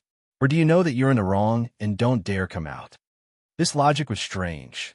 When Phone Bujua logged off, he saw that Blade Runner was still in the game. Who would have thought that people like you would start a war on the forum after losing a killing game? Even if someone from Jianghu saw this and notified Blade Runner, with the man's personality, he would not come out to deal with it. A dog bites a man, but a man would not bite a dog back. If a ghostwriter started a war on the forum, some big shot would have to come out to explain, and then the big shot would not have to do anything else. Other than that, there were quite a number of players who had been incited to join in the discussion. Before reading the thread, they had no idea who Flashes of Sword was and had not heard of Jianghu, but after reading the thread for a while, it was as if there was a grudge between them. Of course, there were also those who had negative opinions. Some even raised questions like, the original poster revealed his real ID. Is the fear of revenge a reason? One side of the story cannot be trusted. Are you sure there are no other traps in the scenario? Facing these replies, the people from Zombie Blade naturally chose to ignore them. They either tried to defend themselves or opened their mouths to say that the original poster was a fake account from Jianghu. After all, they were professional ghostwriters, so they had to be professional. Scrolling down, after about 30 pages, the replies started to become meaningless. Replies such as "waiting for the truth," "I'm just passing by," and "strong crowd," "Coke and melon seeds are ready," started to increase. Only a few people were left debating with each other. This was the result of a normal person's habit of browsing the forum. At least 50% of the people would only look at the first page of the post and would never scroll to the back unless the post was a live broadcast or was full of pictures of beautiful women. Only then would they make an exception. The remaining less than half of the people would at most scroll to the first few pages. If there were no new developments, they would be too lazy to see people arguing with each other. Only about 10% of the people would flip through the thread page by page and refresh it in real time. Some of them were really interested in the content and result. Some were concerned about whether their replies would be rebutted or quoted, and some were just reading addicts. Phone Bujua could eat with his left hand. He was not left-handed, and it was difficult for him to write with his left hand, but he could use the chopsticks with his left hand. Eating with his left hand and using his right hand to control the mouse was a skill that he had consciously trained. It was this technique that allowed him to finish reading the post while finishing the noodles in front of him. I've already finished reading it. Phone Bujua actually hated arguing. He thought it was the most meaningless thing in the world. There was truth and justice in this world, but people did not want to admit they were wrong. They did not want to be taken advantage of, so they chose to be unreasonable. I shouldn't have read it. It's ruining my mood. Phone Bujua picked up the bowl and used a napkin to wipe the table. Then he went to the kitchen to clean up. He did not return to the gaming hub immediately because he had just finished his meal. He wanted to do some exercise, like give his pet a bath or something. Therefore, he turned his gaze to Arthas. The latter was lying on the sofa with his arms and legs spread out. Suddenly, he felt the murderous intent. He sat up in shock and turned to meet Phone Bujua's gaze.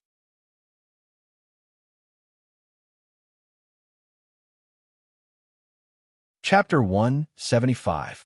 Phone Bujua spent a whole hour before he finished bathing the cat. When he was done, there were many claw marks on his arms, and he was covered in sweat, but at least it was done.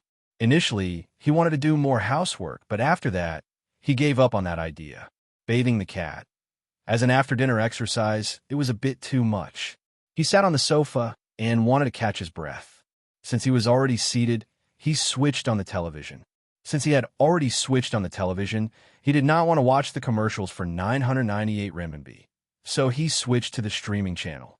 Since he was already there, he might as well watch something. Therefore, he clicked on a list of horror movies. Horror movies loved sequels the most. After watching the first episode, no matter how bad the movie was, even out of curiosity, the audience would go back to check out the sequel. The mentality would be, what if the sequel is not bad? Otherwise, why would there be a third episode? After watching the second episode, if it was still bad, the audience would wonder, What happened to the third episode? Why is there a fourth episode? What happened after that? How can such a horrible story continue? Will there be more to it? In any case, Fong Bujue watched 3 horror movies that were each 90-minute long, and his final conclusion was, "The 4 hours of my life have once again been wasted by bad movies." He raised his head to look at the clock. It was around 10:30 p.m. It was too early to log into the game and switch to sleep mode. If he switched to non-sleep mode, he would probably run into a long scenario, and by the time he finished, it would already be 2 a.m. That would be awkward. Fong Bujue's eyes moved back to the television. Should I watch the 4th episode as well? 5 seconds later, he slapped himself on the face to banish that scary thought. Then he lay down in the gaming hub and logged into Thriller Paradise in non-sleep mode. The login lobby was the same. After Fong Bujue appeared in the elevator, the first thing he did was look at the social tab on the screen. Brother Long was offline, and so was Blade Runner. Xiaoten was not online, but Passing Rain and Laughing Soul's names were lit up. If they could be seen in the friend list, it meant that they were also logged into the server in non-sleeping mode. Unfortunately, they were already in the in-game state. Fong Bujue checked the system mailbox. There was a private message and a system mail. He first opened his private message. The sender was Meng Jingshan, and the content of the message was only one sentence. "Brother Fong, if you do me the honor, why don't you add me as a friend and come to the conference room for a chat when you're free?" What? Fong Bujue muttered to himself. No reward. He deleted the email directly. You just want to get information about the anomalies from me, right? At most, you want me to join regulation. Fong Bujue's guess was not far from the truth. He was too lazy to reject the other party in person. Anyway, if Meng Jingshan did not receive a friend invite or email response, he would understand. Then, Fong Bujue opened the system mail. The content of the mail was good news. The title of the mail was Compensation Letter to Player Fong Bujue. He clicked open the mail, and it was a long letter. He almost had to turn the page. It started with a polite greeting. It was a formal opening, something like, "Dear player, due to the abnormality in the scenario, we have caused you inconvenience." It went on for about 300 words before it touched on something more practical. In other words, the previous scenario was forced to end by the player, so there would be corresponding compensation. Due to the uniqueness of the reward system for EXP and game coins, unfortunately, you are still unable to obtain the corresponding reward from the scenario. Therefore, we will compensate you with double the reward for clearing the scenario. You will be able to randomly draw 2 learnable skill cards. Even though the last part of the mail said, "If you have any questions, please contact customer service." But Fong Bujue understood that going further would not do him any good. Furthermore, the compensation was already quite good. If he was too greedy, he might not even be able to get it. In the previous scenario, it was because the flag was stuck that they could not clear the scenario. It was not because the players had completed the conditions to clear the scenario, but were unable to obtain the reward. There was a fundamental difference between the two. Because in the former scenario, it was still unknown whether the players could clear the scenario or not. Even if everything was normal, they might not be able to clear the scenario. Furthermore, this compensation reward was something rare in the early stages of the game. Regulation would gladly accept it. After all, they did not suffer any huge loss. It was just the game time of one scenario. Unlike Fong Bujue, who had lost so much money and returned to his previous life in one night. After reading the mail, Fong Bujue did not hurry to the storage room. Instead, he went to the market to sell the magazines in his pocket. A magazine of bullets that cost 700 game coins was sold for only 65 game coins. He had no idea how the system calculated that. He bought another 3 bottles of life points recovery potion, medium, and then went to the storage room. There were already 2 glass columns inside. He walked up to them and picked up the 2 skill cards. He held them in his hands and examined them. The skill of the first card was Frowny Face Name. Evil King's Black Dragon Flame, skill card attribute. Active skill disappears after 1 use. Skill type, Spiritual Arts, effect. Release the Black Dragon to devour you and your enemy's consumption. Survival points 100%, Prerequisite. Sorcery mastery. The remark. Eat or be eaten. This problem has been solved. Settle my ass. Isn't it just being eaten? Feng Bujue shouted. His sorcery mastery had indeed increased by 1 level after the previous scenario. The skill in front of him was a sure kill skill. As a one-time consumable skill, the cost of activating it was all of the player's life points. In other words, after the skill was used, whether the enemy died or not, the player would die. As for the second skill card, it was an extremely precious passive skill card. It was just that its effect was a little strange. Name: Ice Alchemist Persistence Skill Card Attribute. Passive skill, permanent skill type. Workmanship effect. Increase the success rate of all active skills by 10%. Prerequisite. Workmanship D remark. Mr. WW always warns us that even if you are creating ice out of respect for chemistry, not even a fly is allowed in the lab. Isn't this just Heisenberg? Ice Alchemist. What is this skill hinting at? As Feng Bujue grumbled at this ridiculous remark, he quickly learned the skill.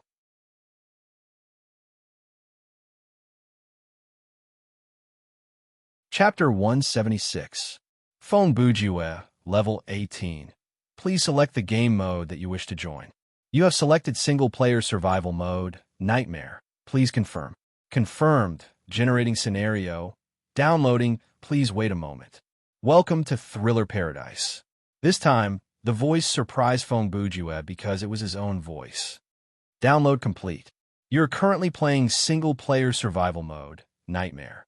A scenario introduction is provided in this mode, and there's a chance to trigger hidden side missions and special world building. Reward for clearing the scenario. Randomly draw a usable excellent equipment. Playing the scenario introduction soon. The game will start immediately after that. The reward for clearing the scenario on Nightmare mode was indeed impressive. Last time, the reward for clearing Hirata's scenario was to draw 2 puzzle cards, and this time, it was a piece of equipment. However, the main reason Feng Bujue created this scenario was to pass the time between 10:30 a.m. and midnight. Even he himself was not that optimistic about the prospect of clearing the scenario. Overlapping time and space, a game of death, endless terror, and a recurring nightmare. There was no introductory cinematic, and the system audio only gave him this strange introduction. When the audio ended, Feng Bujue was already standing in a corridor, and he could move freely. The floor and walls of the corridor were made of wood. They felt very sturdy, and they did not look like they could be broken through. The overall color of the corridor was brown. It could not be said that it was spotless, but it was relatively clean. At least there was no smell of decay and dirt. The lighting was above his head, and at every set interval, there was a light that was embedded in the ceiling. Looking ahead, there was no dazzling wallpaper, no carpet, no decorations, and no doors.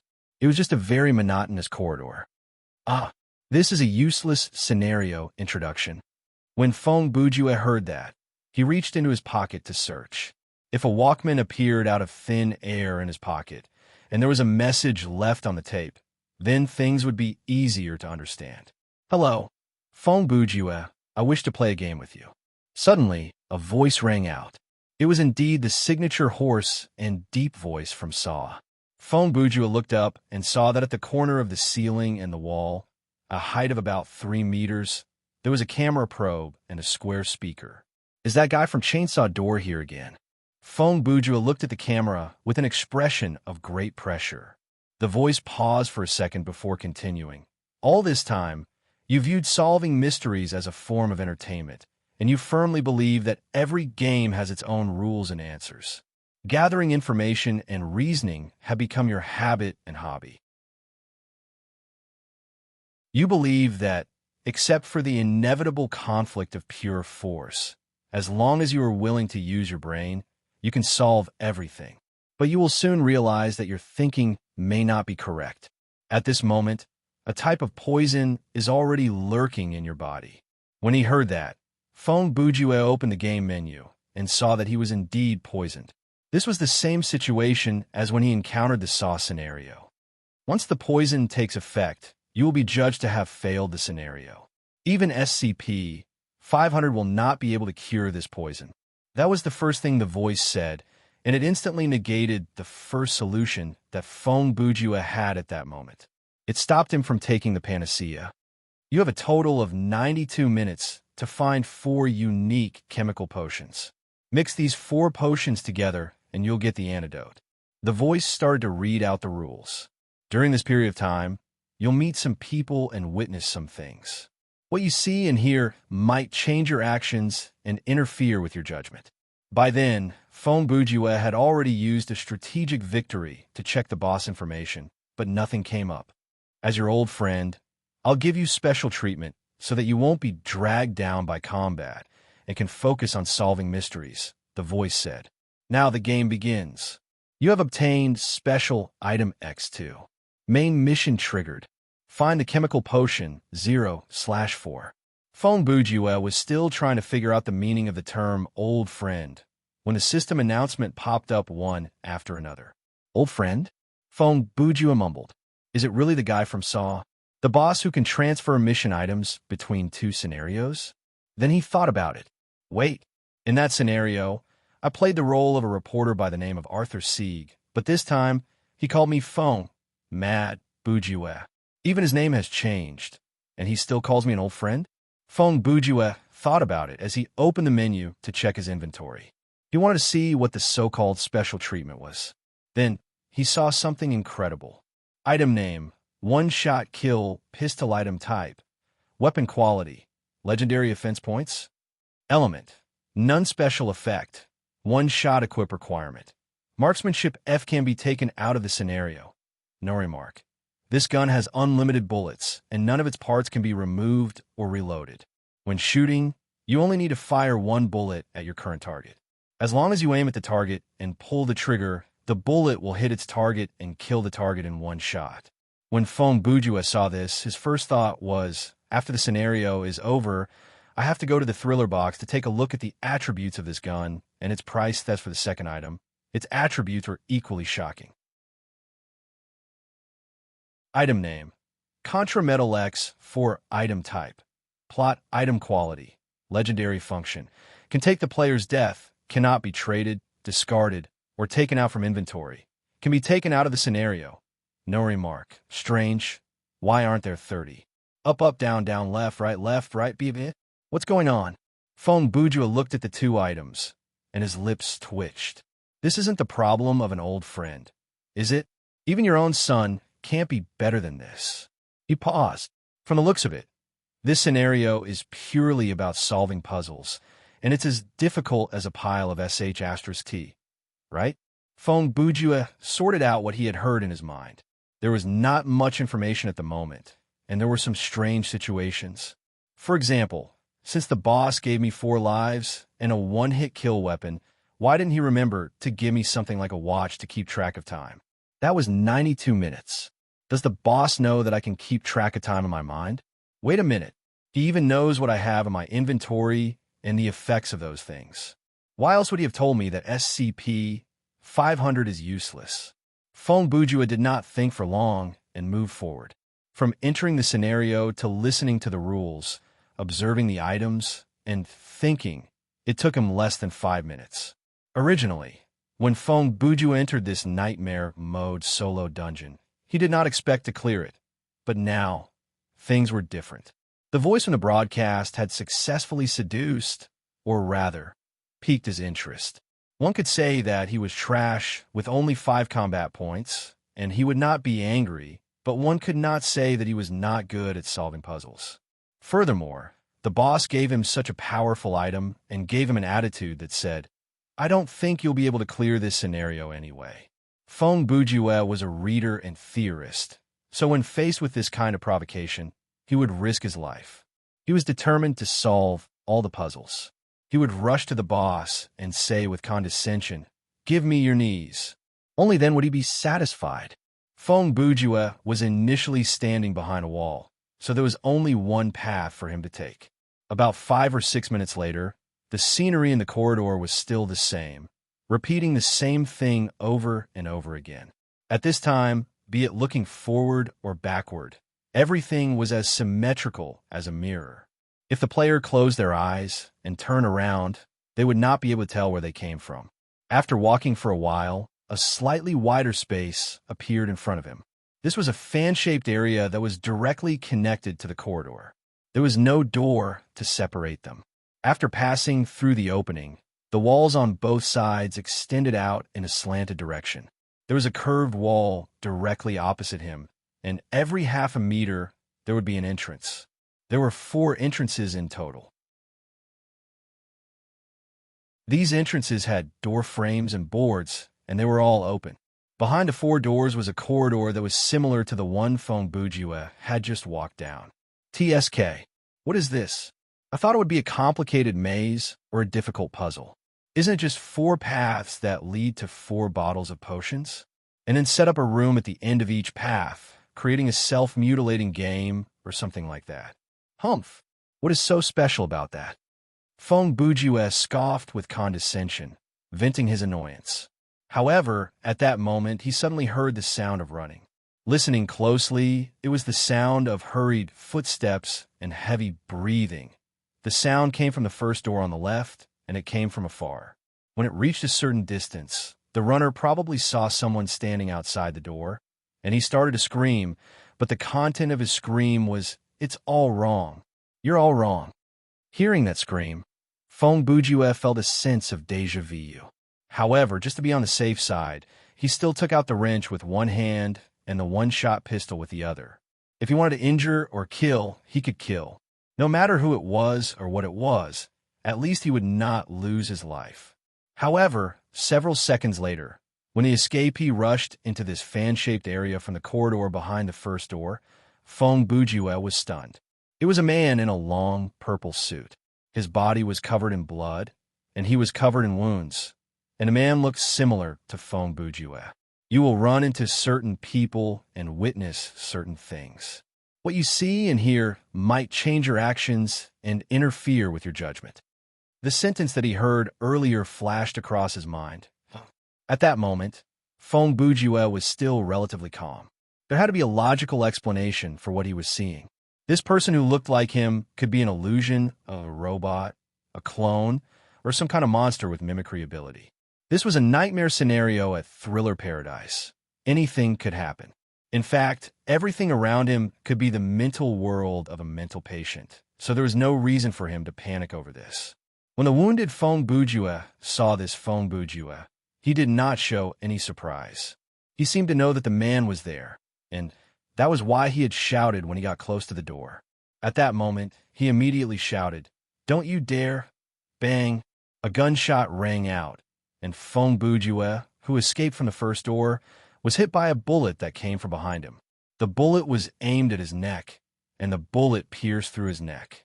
Before he died, he did not manage to finish the rest of the sentence, "Don't you dare!" Feng Bujue saw his other self being shot down, and he rushed forward. His first reaction was to use both the SCP-500 and the Life Points Recovery Potion to see whether he could save his other self and let him finish his sentence.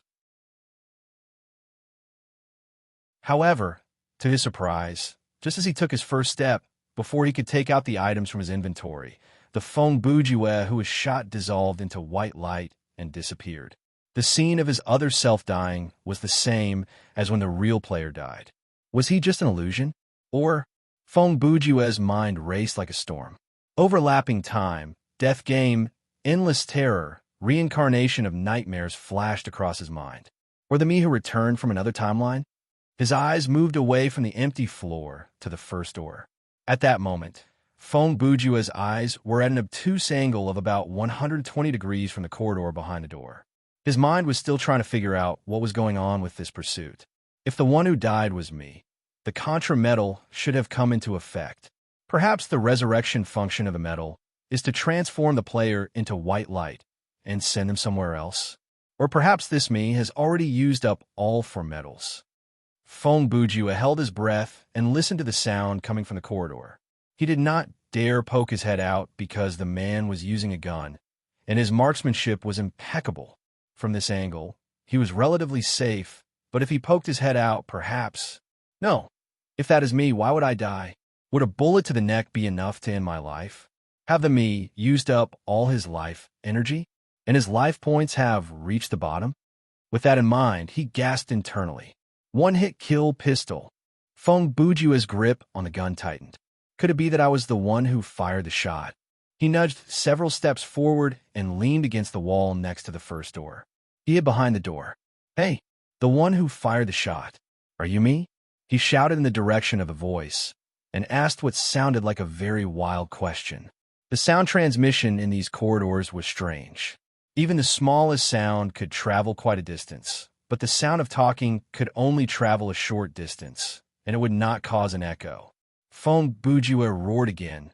Even if you are not me, can you at least answer me? No one answered him. Listening closely, since the gunshot, there had been no movement in the corridor, not even the sound of the shooter's footsteps. Therefore, there was a high possibility that there was a person standing, squatting, or lying down in the corridor with a gun in his hand, aiming at the first door. He was waiting for the person outside to lose his cool and poke his head out so that he could take him down in one shot. Feng Bujue understood that the person that he saw earlier might not have been himself from a different timeline. He might have been overthinking it. Perhaps that was just an illusion used to confuse the enemy, and the shooter was just a long-ranged elite monster. In fact, it was even possible that there was no shooter in the corridor at all. The gunshot and the death of his other self were just an illusion, a kind of drama. After all, the body was gone, and there were no bullet holes around. So how could he prove that it had really happened? Should I take a look to confirm it? Feng Bujue said, but then he thought, what if my speculation is correct? If the person in the corridor is really his future self, then what will happen? If that person is also me, and it is the future me, he will know the decision and thought process that I am about to make. Whether I think positively, negatively, or not, he will know what I will do in the end. Feng Bujue's mind was getting more and more confused. But why won't he communicate with me? Why would he want to kill my other self? What has he experienced? Or rather, what will I experience later to cause him to come after me? What does your all wrong mean? What does don't do anymore mean? Feng Bujue was breaking out in cold sweat. This handsome guy who was killed, and the handsome guy who killed him, which one is at the end of the timeline, and which one is doing the right thing? Since he started playing games, this was the first time he had encountered such a dilemma. It was as if no matter how he thought about it, it would not be right. Ha ha ha. 10 seconds later, Feng Bujue chuckled coldly. The only one who can stop me is me. He made a very narcissistic statement, and, at the same time, he came to a decision. He put away his weapon and shouted, whether there is someone there or not, whether it is me or not, I surrender to you now. I will slowly walk out of it. If you wish to communicate with me, then we can talk. If you think you have to kill me, then do it. As Feng Bujue spoke, he moved toward the first entrance. At that moment, he chose to believe in himself. He believed in the speculation that his current self had made, and he believed in the decision that his future self would make. Of course, the most important thing was that he had the contrametal as a guarantee. At that moment, Feng Bujue seemed to understand why he had 4 medals and a pistol. These are probably the basic conditions to clear this scenario. You're tuning into the Warrior Lore YouTube channel. Don't forget to subscribe and join us on this journey to catch the most captivating stories.